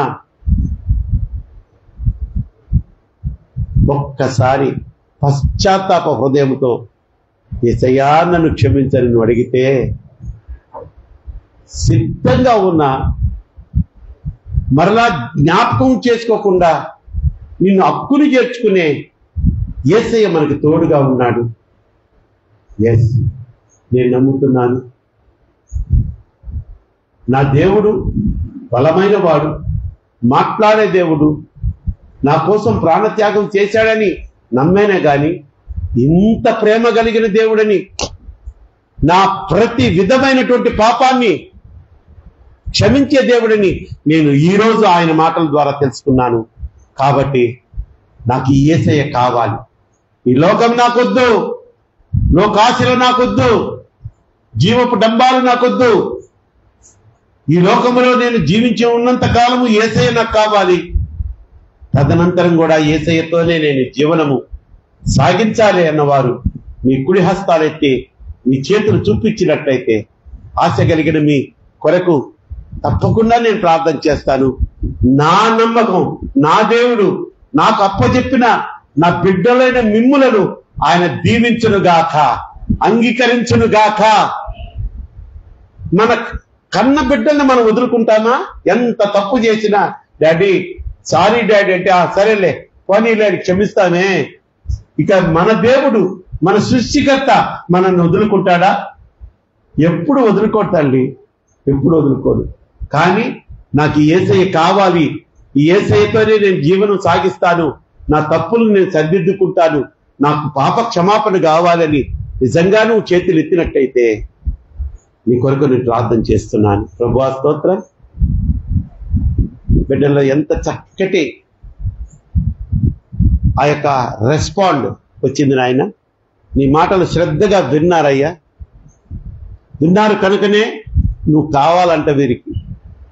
వీరందరూ నిన్ను దేవుడిగా పూజిస్తున్న బిడ్డలే, అందుకే ఈ స్థలంలోనికి వచ్చారు. కానీ నీ ఆశీర్వాదం పొందుకోలేకుండా వారిలో ఉన్న, మాలో ఉన్న ఆ లోపాలు, ఆ పాపాలు ఏవి మాకు శాపాలుగా మారి అడ్డగిస్తున్నాయో ఈరోజు మీరు మాకు తెలియజేశారు. బిడ్డలు గ్రహించారు, వాటిని వదులుకునే దానికి సిద్ధంగా ఉన్నారు. కానీ నువ్వు మాత్రం వారికి కావాలంట. నా చెయ్యి పట్టుకో యేసయ్యా, నన్ను వదలొద్దు నాయనా అని అడుగుతున్నారు. ఏ ఒక్కరిని దాటిపోవద్దయ్యా. ప్రతి ఒక్కరి మీద మీ గాయపడిన హస్తము ఉంచండి. ప్రతి ఒక్కరిని మీ గాయపడిన హస్తంతో త్రాకండి. ప్రతి ఒక్కరికి వారికి ఉన్న అక్కరలను తీర్చండి. వారి అనారోగ్య పరిస్థితుల నుంచి స్వస్థత కలుగు చేయండి. శాంతి, సమాధానము, సంతోషము, కోల్పోయినటువంటి అసమాధానము వారి గృహములలో మరలా తిరిగి చిగురింప చేయబడునుగాక. స్తోత్రం నాయనా, నీ వాక్యం నిమిత్తమై స్తోత్రాలు. ఇప్పుడు బల్లలో మేము చేయబెట్టబోతున్నాం. నీ కృపలో మమ్మల్ని అందరినీ దీవించి ఆ వైపుగా కూడా నడిపించండి. యేసు నామములో పెట్టుకుని ప్రార్థిస్తున్నాను నా పరమ తండ్రి, ఆమేన్. అందరికీ వందనాలు తల్లి. చప్పట్లు గట్టిగా. సంతోషంగా ఉన్నారు, కొట్టచ్చు చప్పట్లు గట్టిగా. అది గుడ్, మంచిది. కృతజ్ఞత కానుకలు సమర్పించుకుని వారు ఎవరైనా ఉన్నట్లయితే దయచేసి త్వరగా ముందుకు రండి. మీరు ఈరోజు కంగారు పడద్దు, మనకి మంచి పలహారం కూడా ఉంది. మర్చిపోయాను. అరే అరే పవన్గా ఇట్రా అయ్యా, మళ్ళా నువ్వే నాకు దిక్కు. కటింగ్ ఇవ్వక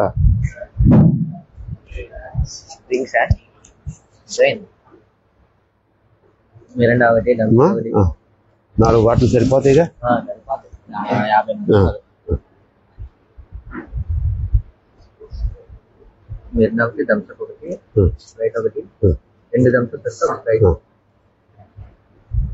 అరే గ్లాసులు కూడా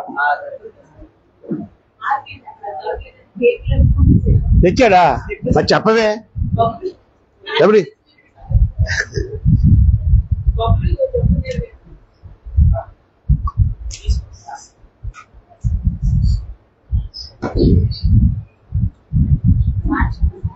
అది చెప్పు. మంచిది, మంచి సమయం ఇది. మన మధ్యలో ఉన్నటువంటి సహోదరి మేరీకాంతం సాక్ష్యం చెప్తారు. దామ్మ అడదామా, వెళ్ళిపోతావా?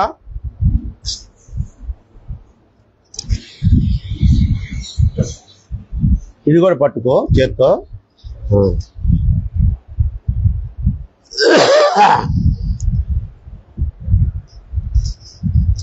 ప్రైజ్ లార్డ్ అండి.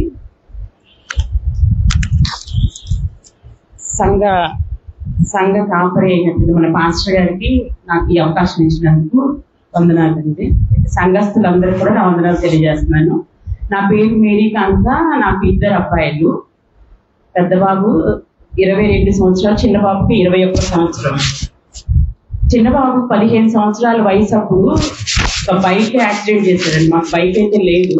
తన ఫ్రెండ్ బైక్ తీసుకొని నైట్ టైము బైక్ మీద వాళ్ళ ఫ్రెండ్ తను వస్తా ఒక 50 సంవత్సరాలు అతన్ని నైట్ టైము గుద్దేశారు. 9 o'clock గుద్దేశారు. గుద్దేసిన సంగతి నాకేం చెప్పలేదు, భయపడిపోయాడు. వాళ్ళ ఫ్రెండ్స్ అన్నారంటే ఏం అవ్వదు, ఏం కాదని చెప్పి బైక్ తీసుకుని వెళ్ళిపోయారు. తన ఇంటికి వచ్చి పడుకున్నాడు. మార్నింగ్ వచ్చి పోలీసులు మీ బాబు యాక్సిడెంట్ చేశాడు, అరెస్ట్ చేస్తున్నామని చెప్పి తీసుకెళ్ళిపోయారు. ఇదేంటి ఏం తెలియదు, అతను హాస్పిటల్లో ఉన్నాడంటే పోలీసులను అడిగాము. పోలీస్ స్టేషన్కి వెళ్ళాం. అతని నెంబర్ ఇవ్వండి, నేను అతనితో మాట్లాడతాను, అతనికి ఎట్లా ఉందో ఏంటో అంటే, లేదు అతనికి సీరియస్ గా ఉంది, మేము నెంబర్ ఏమి ఇవ్వము అని చెప్పారు. వాళ్ళ ఫోన్ నెంబర్ తర్వాత ఎట్లాగో తీసుకొని కాల్ చేశాను. ఆయనకి యాక్సిడెంట్ లో కాల్ కి దెబ్బ తగిలి రాడ్ వేశారండి. తెలిసింది. అప్పుడు వాళ్ళు మాకేం చెప్పలేదు, తర్వాత చెప్పారు రాడ్ అని. పోలీసులు ఏం చెప్పారంటే, ఇతని వయసు 15 సంవత్సరాలు కాబట్టి మైనారిటీ తేరలేదు, ఇతనికి ఏం ప్రాబ్లం ఉండదు, బండి కూడా మీది కాదు, బండి గల్లా వాళ్ళు ఎవరో వాళ్ళకే ప్రాబ్లం వస్తుంది. బండి అతను వచ్చాడు, బండి అతను మాట్లాడాడు. మేము కూడా వెళ్ళాము స్టేషన్ కి. కొంత అమౌంట్ మేము పోలీసులకి కట్టడం జరిగింది. రైటర్ గారు నా దగ్గర కట్టించుకున్నారు డబ్బులు. నేను పొరపాటు ఏం చేశానంటే, కాగితం అనేది ఏం తీసుకోలేదు, ప్రూఫ్స్ అనేవి ఏం తీసుకోలేదు. బాబుకైతే ఏం కాదమ్మా, అసలు బండి మీది కాదు కదా, బండి గల్లా వాళ్ళు ఎవరు ఉన్నారో వాళ్ళకే ప్రాబ్లం వస్తుందని చెప్పారు. ఆ బండి గల్లా వాళ్ళు వచ్చారు, వాళ్ళు కూడా డబ్బు కట్టారు, అన్ని చూసుకున్నారు, అన్ని అయిపోయినాయి. మేము హ్యాపీగా ఉన్నాము. హైదరాబాద్ వెళ్ళిపోయాము. ఇబ్రహీంపట్నంలో యాక్సిడెంట్ జరిగింది. హైదరాబాద్ వెళ్ళాము. ఆఫ్టర్ 3 years అండి, అంటే బాబుకి 15 years, 18 years ఎప్పుడైతే నిండిందో మాకు ఫోన్ కాల్ వచ్చింది. ఇబ్రహీంపట్నం పోలీస్ స్టేషన్ నుంచి అరెస్ట్ వారెంట్ వచ్చింది. బాబుకి అరెస్ట్ వారెంట్ వచ్చింది, మీ బాబుని అరెస్ట్ చేయాలంటున్నారు. అదేంటండి, ఏమైందంటే పలానప్పుడు యాక్సిడెంట్ చేశాడు కదా అని. అంటే అది వాళ్ళది కదా అంటే యాక్సిడెంట్ చేసింది ఇతనే కాబట్టి వాళ్ళు కేసు పెట్టారు, మీ బాబుని అరెస్ట్ చేస్తున్నాము, ఇమ్మీడియట్ గా అరెస్ట్ చేయాలి, హైదరాబాద్ లో మీరు ఎక్కడ ఉన్నారో చెప్తే మేము అక్కడికే వచ్చి మేము అరెస్ట్ చేసి కోర్టులో అటెండ్ చేయాలని చెప్పారు. అంతకుముందు యాక్సిడెంట్ అయిన వాళ్ళతో నేను మాట్లాడాను, ఏమంటే కొంచెం అమౌంట్ ఇస్తాను. అప్పుడు స్టార్టింగ్ లో వాళ్ళు 1,00,000 రూపాయలు అడిగారు. నా దగ్గర అంత అమౌంట్ లేదు, ఒక 10,000 ఇస్తానంటే వాళ్ళు ఎట్టి పరిస్థితుల్లో ఒప్పుకోలేదు. అతను ఒక సభ చేశాడు, ఏమనంటే నీ కొడుకు నేను ఎప్పటికైనా జైల్లో పెట్టిస్తాను అని. నేను అనుకున్నాను అతను ఏదో అంటున్నాడు, జరగదు అనుకున్నాను. అయిపోయింది. ఈ అరెస్ట్ వారెంట్ వచ్చిన తర్వాత మళ్ళీ రీకాల్ ఒకటి పెట్టించారు, బాబుని అరెస్ట్ చేయకుండా, బాబుని తీసుకురాకుండా రీకాల్ పెట్టించి చేసిన తర్వాత మీరు లాయర్ని పెట్టుకోవాలి అని చెప్పారు. రైట్ టైం ట్రాన్స్ఫర్ అయిపోయారు, మేము కట్టిన డబ్బులు వేస్ట్ అయిపోయినాయి, బండి గల అతను చనిపోయాడు, బండి ఏమైందో తెలియదు, అసలు ఏది లేదు. మా బాబుని ఆ కేసు మీద పెట్టారనమాట. పెట్టిన తర్వాత లాయర్ని కంపల్సరీ పెట్టుకుంటే లాయర్ని పెట్టామండి. ఇక్కడ విజయవాడ అంటే పిల్లలు తను చిన్నప్పుడు చేశాడు కాబట్టి ఆ పిల్లలు ఇక్కడ జైలు ఒకటి ఉంది సితారా థియేటర్ దగ్గర, అక్కడే కోర్టు ఉంది, ఆ కోర్టుకి పంపించారు ఈ కేసుని. లాయర్ని పెట్టుకున్నాము, కేసు జరుగుతుంది, వాళ్ళు వచ్చారు. అక్కడి నుంచి అండి 18 సంవత్సరాల నుంచి ఇప్పుడు బాబు, అందుకే బాబు వయసు మీకు చెప్పాను నేను, 21 సంవత్సరం 3 years. ఈ ఒక 3 years అక్కడ యాక్సిడెంట్ అయినప్పటి నుంచి ఒక 3 years హ్యాపీగా ఉన్నాం. అక్కడి నుంచి 3 years, ఈ 3 years కేసు నడుస్తూనే ఉందన్నమాట. ఈ కేసు దగ్గరకు వచ్చినప్పటి నుంచి ఒక 6 months నుంచి వీక్లీ వేస్తున్నారు వాయిదా. ప్రతి శుక్రవారం వాయిదాకి. బాబు హైదరాబాద్ లో ఉంటాడు, హైదరాబాద్ నుంచి రావడం వెళ్ళడం. అక్కడ ఏం చెప్తున్నారంటే కేసు వాళ్ళు రాడ్ పడింది, ఒక 50,000 అయితే ఆ రాడ్ తీస్తారు, తీయించండి, మీరే తీయించండి అని చెప్పారు. లేదంటే మాత్రం మేము మీరు డబ్బు కట్టకపోతే జైలుకి వేస్తా ఉన్నారు. లాయర్ గారికి ఒక 50,000, వాళ్ళకు ఒక 50,000, ₹1,00,000. నా దగ్గర ఒక 10,000 కూడా కట్టలేనటువంటి పరిస్థితిలో నేనున్నాను. ఏం చేయాలో అర్థం కావట్లేదు. వీక్లీ నేను లాయర్ గారికి ఎంత చెల్లించాలంటే ఆయన తిండికి కానీ ఆయిల్కి కానీ దానికని 5,000 బిలో, అంటే 5,000 రెడీగా పెట్టుకునేదాన్ని. వారం వచ్చేసరికి ఆయనకి లాయర్ గారు ఏదో ఒకటి చెప్పేవాళ్ళు, సాక్ష్యం తెచ్చేవాళ్ళు, వాళ్ళు తెచ్చేవాళ్ళు, వీళ్ళు ఖచ్చితంగా జైలు శిక్ష పడుతుందని మాత్రం చెప్తున్నారు. ఎందుకంటే వాళ్ళు మీరు ఎలాగో కాంప్రమైజ్ అవ్వడానికి డబ్బులు కట్టట్లేదు కాబట్టి ఖచ్చితంగా మీకు బాబుకు శిక్ష పడుతుంది అని చెప్తున్నారు. అతన్ని సవాల్ చేశాడు కదా, ఎట్లయినా జైల్లో పెట్టిస్తానని. నేను ఖచ్చితంగా జైలు శిక్ష పడుతుందేమని. మా బాబు ఎంత టెన్షన్ అంటే ఎట్లా చెప్పాలంటే ఒక ముళ్ళు, మా కుటుంబంలో ఒక ముళ్ళు, మా కుటుంబంలో ఉన్న వాళ్ళ శరీరంలో ఒక ముళ్ళు ఉంది. ఆ ముళ్ళు కదిలినప్పుడల్లా గుచ్చుకుంటుంటే ఎంత బాధగా ఉంటుందో అంత పెయిన్ అనుభవించాం మేము, చాలా పెయిన్ అనుభవించాం అనమాట. అయితే 3 months నుంచి ఎవరైతే కేసు పెట్టారో మా మీద వాళ్ళు అటెండ్ అవ్వట్లేదు కోర్టుకి. వాళ్ళు రావట్లేదు. జడ్జి గారు చెప్తున్నారు ఎందుకు వాళ్ళు రావట్లేదు, వాళ్ళు రాకపోతే మీరు కబుర్ చేయండి. నేను ఫోన్ చేసి అడిగితే అవునవును వస్తున్నా అంటున్నారు, రావట్లేదు. అయితే ఈ 3 months నుంచి వాళ్ళు రావట్లేదు. వాళ్ళు ఏమో వస్తున్నామని చెప్తున్నారు, ఏం మాకు అర్థం కావట్లేదు. అంటే ఎప్పుడు వచ్చి ఏమి పుల్ల వేస్తారో అర్థం కావట్లా. ఆఖరికి లాయర్ గారు కూడా డబ్బుల కోసం దీన్ని ప్రొలాంగ్ చేస్తూనే ఉన్నారనమాట.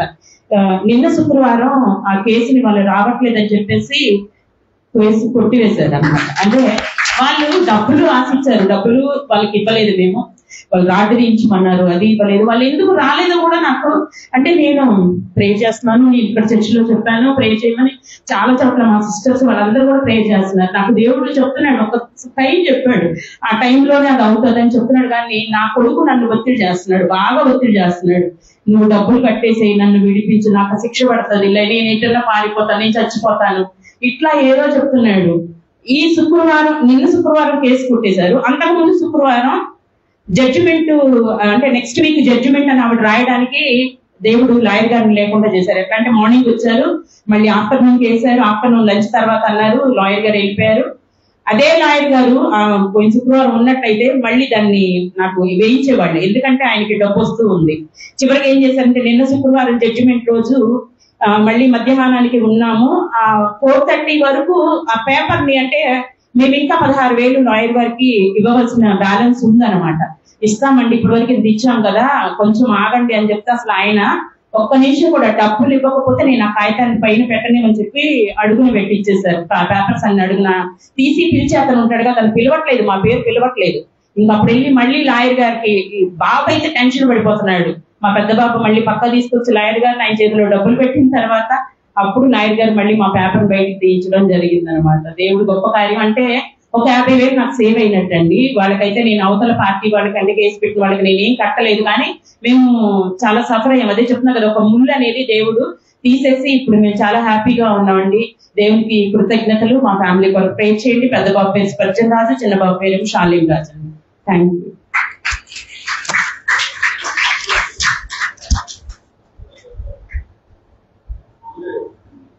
దేవుడు మనకి న్యాయం చేయాలనుకుంటే చట్టాలను కూడా మార్చేయగలిగినటువంటి గొప్ప దేవుడు కనుక పరిస్థితులను బట్టి మనం కంగారు పడిపోతాం. అయిపోయాం, ఇంకా నేను ఎరిగిపోతున్నాను, ఇంకా అక్కడ చిప్పకుండా తప్పదు అంటే అసలు కేసు పెట్టినట్టునే దేవుడు మనసు మార్చి రానీయకుండా చేశాడు. ఇవేనండి అద్భుతాలు అంటే, ఇవే అద్భుతాలు. ఇంకెవరైనా సాక్ష్యాలు ఎవరు ఉన్నాయా? పాటలు, వాక్యాలు, వీటికంటే సాక్ష్యము చాలా గొప్పది, తెలియట్లేదు. ఇప్పుడు ఇంకోటి చెప్తున్నప్పుడే నాకు ఎంత క్లియర్గా, ఎంత స్టడీగా ఆమె చెప్పింది కదా సాక్ష్యం. చెప్పిందా లేదా? చెప్పిన సాక్ష్యం అర్థమైందా? ఎందుకని? మైక్ దగ్గర పెట్టుకొని చక్కగా మనందరికి వినపడేటట్లు మాట్లాడి, మీలో భయం అయి ఉండొచ్చు, నేను కాదంటలేదు, కానీ దేవుని సన్నిధిలో మనకు భయం ఏంటి? నీ సాక్ష్యం విని 10 మంది మారాలని ఉద్దేశంతో ఇక్కడ నిలబడుతున్నావు. నువ్వు చక్కగా మౌత్ ఇక్కడ పెట్టుకొని మాట్లాడితే ఇప్పుడు చూడండి, వినిపిస్తుందా? వినిపిస్తుందా? ఇది తేడా. కనుక చక్కగా సాక్ష్యాలు చెప్పండి. కానుకలు పట్టుకోలేదు కదా, ఇప్పుడు కానుకలు పట్టుకుందాం. చిన్న ప్రార్థన, కృతజ్ఞత కానుకలు సమర్పించుకున్న వారి గురించి చేస్తాం. ప్రభువా స్తోత్రం నాయన, ఇదిగో నీ దయలో, నీ కృపలో మేము పొందుకున్న మేళ్ల నిమిత్తము, మీరు మాకు చేసిన ఉపకారముల నిమిత్తము సమర్పించుకున్న ఈ కృతజ్ఞత కానుకలు, మొక్కుబడి కానుకలు, దశమ భాగములు మీరు ముందుగా అంగీకరించండి. సమర్పించుకున్న వారికి నూరింతల ప్రతిఫలము, ఆశీర్వాదము దయచేయమని యేసునామములో వేడుకొని ప్రార్థిస్తున్నాను నా పాప తండ్రి, ఆమేన్.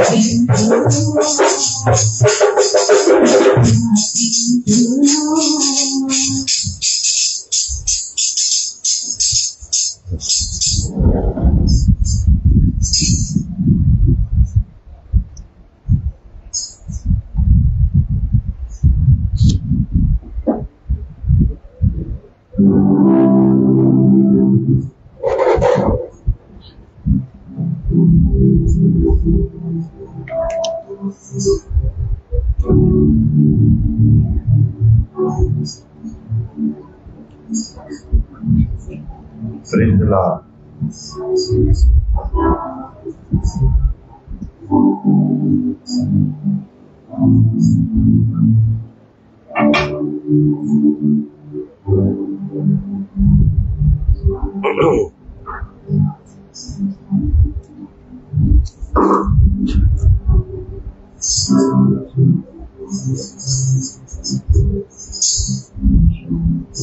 హల్లెలూయా, హల్లెలూయా, హల్లెలూయా. మంచిది ప్రియమైన దేవుని బిడ్డలారా, మరొకసారి దేవుని యొక్క శరీరాన్ని భుజించి ఆ రక్తాన్ని పానం చేయగలిగినటువంటి అవకాశం మనకి దేవుడు ఇచ్చారు. ఆయుష్నిచ్చారు, ఆరోగ్యాన్ని ఇచ్చారు, ఇదిగో నడిపింపునిచ్చారు, సన్నిధికి నడిపించారు. కనుక ప్రభు బల కార్యక్రమంలోకి ప్రవేశించక మునుపు మనం పాప క్షమాపణ పొందుతాం. ఎందుకంటే ఎవరైతే నిర్లక్ష్యంగా అలక్ష్యముగా ఆ యొక్క ఎవడు అయోగ్యముగా ప్రభు యొక్క రొట్టెను తినునో లేక ఆయన పాత్రలోని త్రాగునో వాడు ప్రభువు యొక్క శరీరమును గూర్చియు రక్తమును గూర్చియు అపరాధి యొగును. జాగ్రత్తగా వినండి, అపరాధి అవుతాడంట. అప్పుడు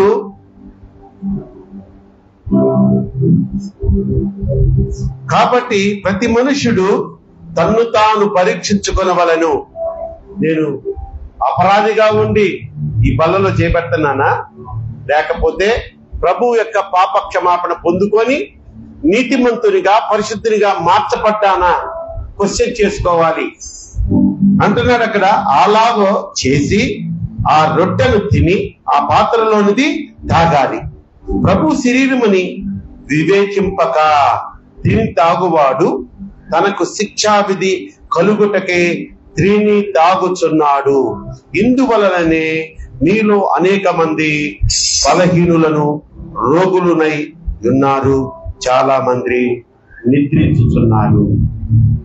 కనుక ఈ పరిశుద్ధమైనటువంటి కార్యక్రమంలో ప్రభు శరీరాన్ని తినడము, ఆయన రక్తాన్ని పానం చేయడం అంటే అదేదో కూల్ డ్రింక్ తాగి కిళ్ళి నవ్వినట్టు అనుకుంటున్నారా? ఎంత గొప్ప భాగ్యం అది. కనుక ప్రియమైన దేవుని బిడ్డలారా, ఒక్క అర నిమిషం నీ ఎడలు ఎవరైనా ఏదైనా ద్రోహం చేస్తుంటే క్షమించేద్దాం. ఇప్పుడేగా చెప్పాడు, అసూయ పడొద్దు, అనైక్యతతో ఎవరితో ఉండొద్దు, అందరితో ఐకమత్యంగా ఉందాం. సంఘంలో గాని, సమాజంలో గాని, కుటుంబంలో గాని. ఒకవేళ భార్యాభర్తలు పొద్దున్నే చర్చికొచ్చే ముందు కొంతమంది అప్పుడే తిట్టుకుంటారు, అదేంటో తిట్టుకొని అనుకొని వస్తారు చర్చికి. అలాంటి వారు ఎవరైనా ఉన్నట్లయితే, అమ్మ మనం సమాధానంగానే వచ్చాంగా, సరే ఇప్పుడు మీ భర్తని క్షమించేయండి. అయ్యా ఏంటట్లా చూస్తున్నావు, నిర్మలమ్మను క్షమించు అని చెప్తున్నా. ఆ అవకాశం ఇప్పుడు ఆమె నీకు ఇవ్వదు. నువ్వే పుణ్యాత్ముడా, ఏదో కెలుకుతుంటావు. కనుక చిన్న ప్రార్థన చేసుకుందామా, ప్రభువా క్షమించండి అడుగుదామా. అందరు మీ సొంతానికి చేసుకుంటండి, సొంతానికి చేసుకోండి. అయ్యా మీరు కూడా సొంతానికి ప్రార్థన చేసుకోండి. ఆయన అర నిమిషం చాలు. ప్రభువా స్తోత్రం. నా జీవితంలో అనేక మంది నాకు ద్రోహం చేశారు, అన్యాయం చేశారు, అపనిందలు వేశారు, దూషించారు, గాయపరిచారు. మరి నువ్వు మాకు నేర్పించావు కదా నాయన, క్రీస్తు మార్గం అంటే క్షమ, సంతోషము, అందరితో సమాధానము, శత్రువులతో కూడా ఐకమత్యంగా ఉండమని నేర్పించావుగా అయ్యా. అందుకని నా శత్రువులందరినీ నేను క్షమిస్తున్నాను.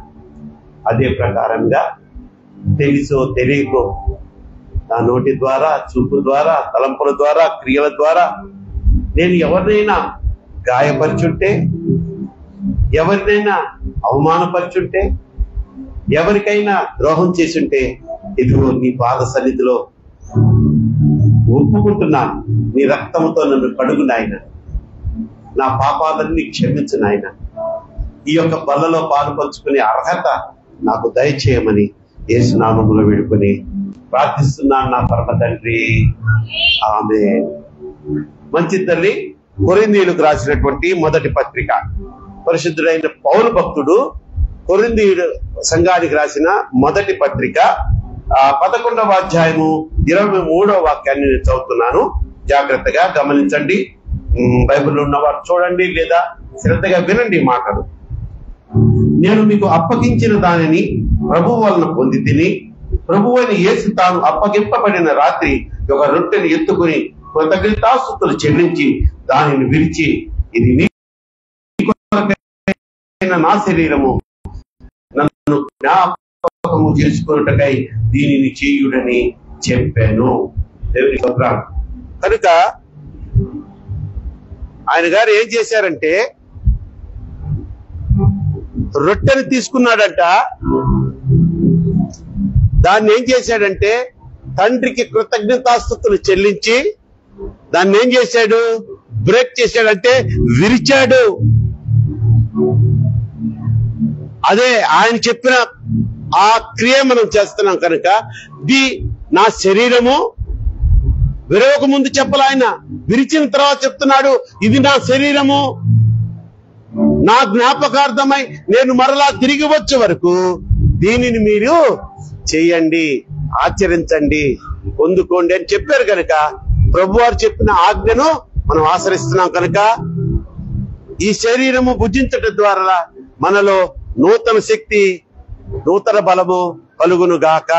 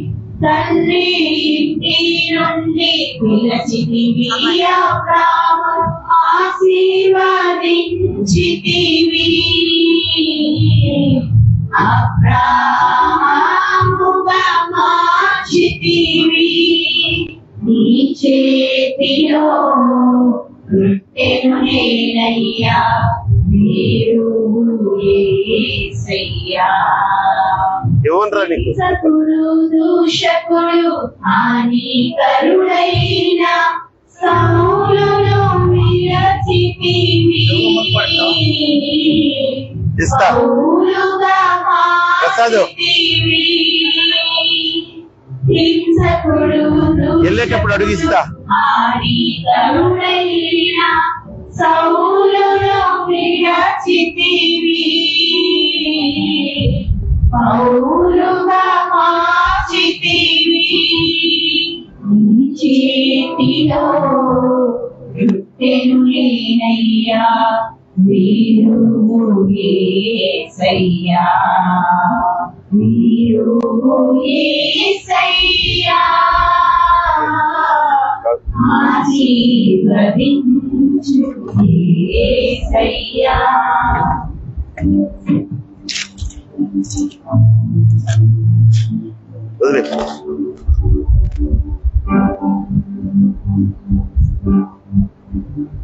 మీ చేతికి ఇవ్వబడిన ప్రభు శరీరాన్ని చిన్న ప్రార్థన చేసుకుని స్వీకరించండి.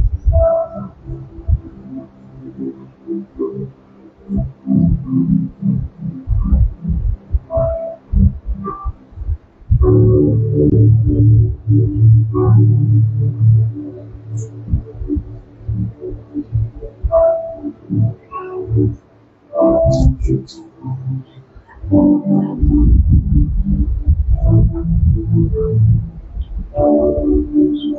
తండ్రి, 24వ వాక్యాన్ని చదువుతున్నాను.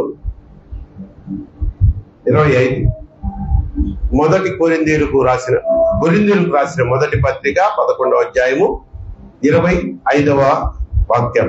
ఆ ప్రకారమే భోజనమైన పిమ్మట ఆయన పాత్రను ఎత్తుకొని, ఈ పాత్ర నా రక్తము వలనైన కొత్త నిబంధన, మీరు దీనిలోనిది త్రాగునప్పుడల్లా నన్ను జ్ఞాపకము చేసుకున్నటకై దీనిని చేయుడని చెప్పాను. దేవునికి స్తోత్రం. Same procedure. రొట్టెను ఎలా విరిచారో పాత్రలోనిది కూడా ఆయన ప్రార్థన చేసి వారికి పంచి పెట్టారు. కనుక ఇది ఏమైపోయింది? ఇది ఒక పదార్థము కాదు, ద్రాక్షారసం కాదు, ప్రభువారి రక్తము. చిన్న ప్రార్థన చేద్దాం. ప్రభువా స్తోత్రం. ఈ పాత్రలో ఉన్నది నీ రక్తము నాయన. నీ రక్తాన్ని మేము పానము చేయబోతున్నాం.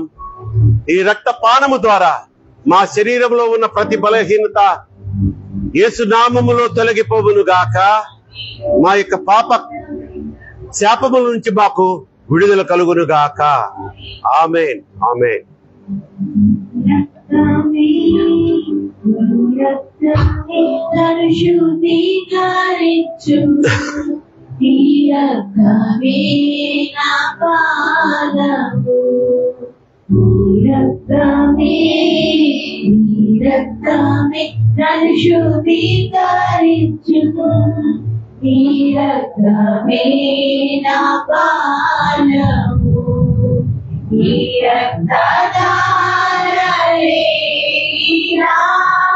పాపి కషాయమిచ్చును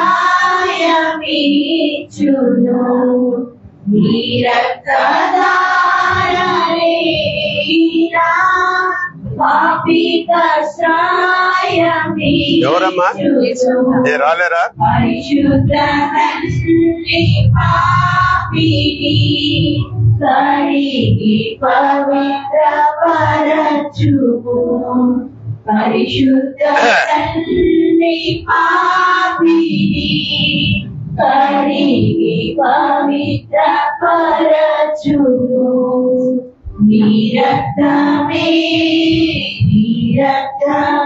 నన్ను శుద్ధీకరించును నీ రక్తమే నా పానము నీ రక్తమే నా పానము నశించు వారికి శిలువ వెర్రితనము కనున్నది నశించు వారికి శిలువ వెర్రితనము కనున్నది రక్షింపబడుచున్న పాపికి దేవుని శక్తి అయ్యున్నది రక్షింపబడుచున్న పాపికి దేవుని శక్తి అయ్యున్నది ఈ రక్తమే టైంకి వస్తావా? ఈ రక్తమే నా పానము ఈ రక్తమే నన్ను శుద్ధీకరించును ఈ రక్తమే నా పానము ఈ రక్తమే నా పానము.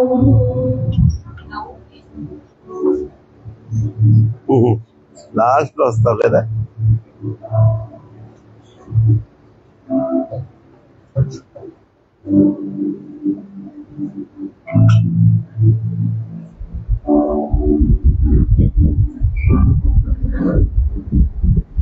మంచిది దేవుని బిడ్డలారా, ఇవ్వబడిన ప్రభు రక్తాన్ని చిన్న ప్రార్థన చేసుకొని స్వీకరించి ధరించండి.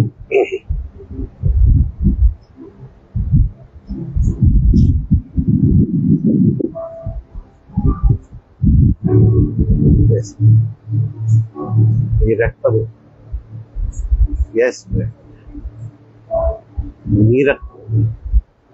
ఈ రక్తము నేను పానము చేయడు, నాలో ఉన్న పాప శాపములన్నీ విమోచించబడి విడుదల కలగజేయు. నేను నీ బిడ్డగా ఉత్తవేయబడును గాక, పరలోక వారసత్వము నేను సంపాదించుకునేది కాక. ఆమేన్, ఆమేన్.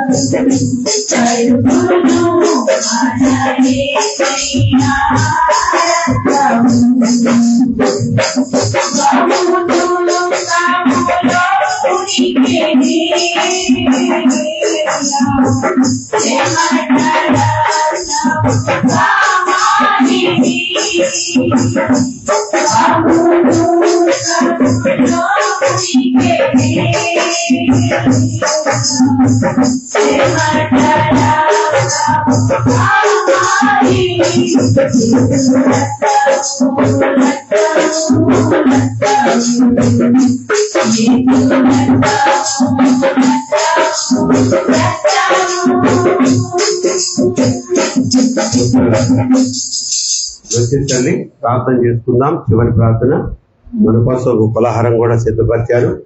మన సహోదరి సాక్ష్యం చెప్పారే మేరీ కాంతం గారు, వారి జీవితంలో వారి బిడ్డ జీవితంలో ఎంతో అద్భుతాన్ని చేశారు. మరి చట్టాలు చేతిలో ఉన్నటువంటి ఆ యొక్క లాయర్లు కూడా చాలా మోసాలు చేస్తున్నారు. దయచేసి మీరు ఏదన్నా లాయర్ కోర్టు కేసుల దాకా పోవాలని నా ఉద్దేశం కాదు. అటువంటి స్థితి కానీ మీకు వస్తే ముందు నన్ను సంప్రదించండి. మన సంఘంలోనే మనకు ఒక లాయర్ ఉన్నాడు, రాజు. ఏ విధమైనటువంటి మోసాలు గీసాలు జరగకుండా మీకు దేవుని ఆత్మ, అతను రక్షింపబడిన బిడ్డ గనుక ఆయన ఆత్మ నడిపింపు ద్వారా మనకి ఆ యొక్క కేసో లేకపోతే ఇంకేదో అపవాది చేష్టలో వాటిని నడిపించుటకు దేవుడు మనకు ఒక లాయర్ని ఇచ్చాడు కనుక మీరు వేరే లాయర్ని పెట్టుకొని మోసపోవద్దు. కనీసం ముందు మన పరమ లాయర్ దేవుడు, కానీ ఆయనచే ఏర్పాటు చేయబడి మన సంఘానికి నడిపించబడుతున్న ఈ లాయర్ సలహాలు కూడా మనం తీసుకుందాం. సరేనా? మంచిది. ప్రార్థన చేసుకుందాం. కృప కలిగిన దేవా, జీవము కలిగిన తండ్రి, జీవాధిపతి మా ప్రభువా, నేను కూర్చున్నాను, మీరెందుకు కూర్చున్నారు? చివరి ప్రార్థన అంటే లేచి నుంచోవాలి కదా సంగమా. ఇంకా నేను సౌజన్య అత్త వాళ్ళు కూడా పలహారం తెచ్చారు. Right, okay. మీ కృపలో మమ్మల్ని అందరినీ గడిచిన దినములు, సంవత్సరములు కాచి కాపాడారు. జూన్ మాసంలో ఈ విధంగా అద్భుతంగా నా తండ్రి ఈ ఆరాధన జరుగుటకు కృప చూపించారు. మీ అధ్యక్షతకు నేను ఈ ఆరాధన అప్పచెప్పాను నాయన. మీరు అధ్యక్షులుగా ఉన్న ఈ కార్యక్రమం నాయన అది ఫెయిల్ కాదు కనుక ఈ ఆరాధన కూడా ఎంతో చక్కగా మా అందరికీ ఆశీర్వాదకరంగా మీ నామము మహిమకరంగా జరిగించారు. వాక్యం ద్వారా మాలో మా ఆశీర్వాదాలకు అడ్డుగా ఉన్నటువంటి మా పాపాలేమిటో మాకు తెలియజేశారు. మాలో ఉన్న నిర్లక్ష్యాన్ని తీసివేయండి, అసూయను తీసివేయండి, అలక్ష్యాన్ని తీసివేయండి. నా ప్రభువా, ఆ కుళ్ళు స్వభావాన్ని నా తండ్రి తగ్గించండి.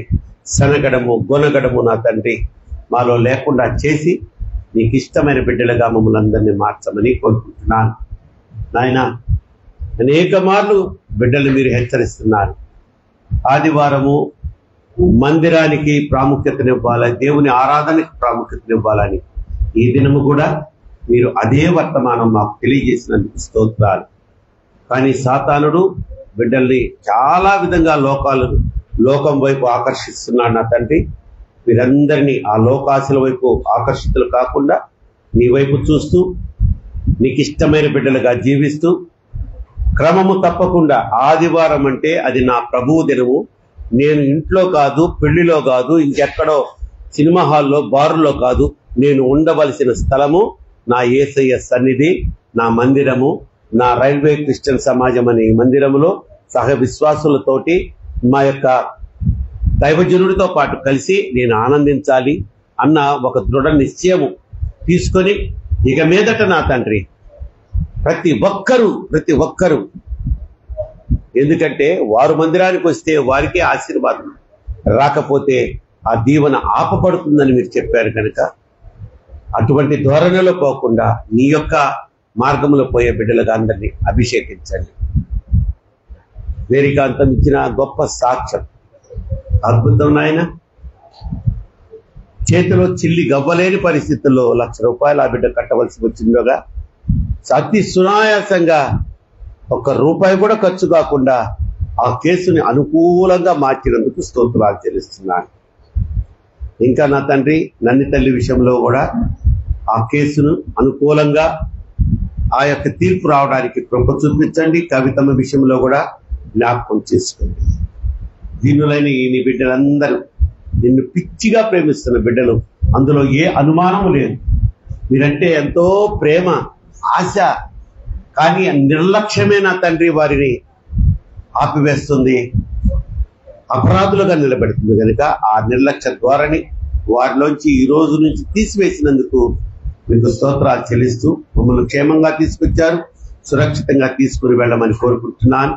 అలాగే నిన్న గడిచిన దినము ఒక్క రోజులో మరి సుదీర్ఘ ప్రయాణము హైదరాబాద్ పట్టణం వెళ్ళి మళ్ళీ రాత్రి తిరిగి క్షేమంగా వచ్చి ఇదిగో ఈ పరిచర్య చేయుటకు నేను ఆశ గొలిగి ఉండగా ఈ పరిచర్యలో నన్ను పాలు పంచుకునే విధంగా ఎక్కడ ఏ విధమైన ఇరుకులు ఇబ్బందులు గండముల అపాయం జరగకుండా మరి నా కోరిక నెరవేర్చినందుకు కూడా కోటాను కోట్ల స్తోత్రాలు చెల్లించుకుంటూ సౌజన్య శ్రీకాంత్ బిడ్డ నా తండ్రి అనేక మార్లు గర్భఫలాన్ని పొంది పోగొట్టుకుంది. ఈసారి కూడా నా తండ్రి ప్రారంభము నుంచి ఈ సన్నిధిలో ఆ బిడ్డల గురించి ప్రార్థన చేయగా ఈరోజు వారి జీవితంలో మొట్టమొదటిగా ప్రథమ ఫలముగా కుమారుణ్ణి తీసుకొని సన్నిధికి వచ్చిందయ్యా. స్తోత్రాలు చెల్లిస్తున్నాను. నీకు అసాధ్యమైనది ఏదీ లేదు కనుక కుమారుణ్ణి కూడా ఇదిగో ఈ స్థలంలో అడుగు పెట్టాడు కనుక వాడి భవిష్యత్తును ఈ క్షణము నుంచి ఆశీర్వదించి అభివృద్ధి పరచమని కోరుకుంటూ ఈ యొక్క అల్పాహారాన్ని సిద్ధపరిచిన బిడ్డలు మేరీకాంతం అలాగే శ్రీకాంత్ సౌజన్యులు కూడా పలహారం ఏర్పాటు చేశారు కనుక వారి యొక్క ప్రేమ, సంఘం అంటే ఉన్న ప్రేమ, మీరంటే ఉన్న భయభక్తులను బట్టి నూరింతల ప్రతిఫలము ఆశీర్వాదము వారికి దయచేయమని, సంఘ కానుకలను కృతజ్ఞత కానుకలను స్వీకరించి వారికి కూడా నూరింతల ఆశీర్వాదము ప్రతిఫలము దయచేయమని, మరి రాబో 2వ ఆదివారం కానీ శుక్రవారపు ఆరాధన కానీ నిర్లక్ష్యము చేయకుండా ఈ వాక్యము విన్న ప్రతి బిడ్డ, ఈరోజు వాక్యములో బలపడిన ప్రతి వ్యక్తి వారి ఆధ్యాత్మిక స్థితిని పెంపొందించుకొనుటకు మందిరానికి క్రమముగా వచ్చుదురుగాక. నా ప్రభువా, నా దేవా, నా నోటి మాటలను ఆశీర్వచనాలను దీవించండి, నెరవేర్చండి, కృప చూపించమని యేసు నామములో వేడుకొని ప్రార్థిస్తున్నాను నా పరమ తండ్రి, ఆమేన్. పరలోకమందున్న మా తండ్రి, ఈ నామం పరిశుద్ధపరచబడును గాక, ఈ రాజ్యం వచ్చును గాక, ఈ చిత్తం పరలోకమందు నెరవేర్చున్నట్లు భూమి మీద నెరవేర్చబడును గాక. ఆయన దిన ఆహారం నేడు మాకు దాయిచ్చే, మా ఇళ్ళ అపరాధం చేసిన వాడిని మేము క్షమించిన ప్రకారం మా అపరాధం క్షమించు, శోధనలోకి తేక దుష్టిని తప్పించు. రాజ్యము, శక్తి, మహిమ నిరంతరము నీవే అయ్యున్నావు మా పరమ తండ్రి. ఆమేన్. మన పరమ తండ్రి అయినటువంటి దేవుని ప్రేమయు, మన ప్రభువును ప్రియరక్షకుడైన యేసుక్రీస్తు వారి కృపయు, పరిశుద్ధాత్మ దేవుని అన్యోన్య సహవాసము ఇక్కడ కూడి వచ్చిన ప్రతి బిడ్డకును, రైల్వే క్రిస్టియన్ సమాజంలోని ప్రతి కుటుంబమునకును, ఆన్లైన్ లోని బిడ్డలకును, సకల పరిశుద్ధులకును సదాకాలము తోడయుండును గాక. ఆమేన్.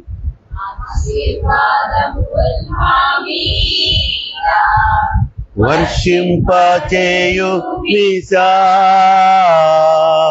ఆశతో నమ్మియున్నాము, నీ సత్య వాగ్దాతము ఈ మాయి మీద కృమ్మరించుము దేవా. క్రమార ప్రేమ వర్షము కృమ్మరించుము దేవా. ఆమేన్. ఆమేన్.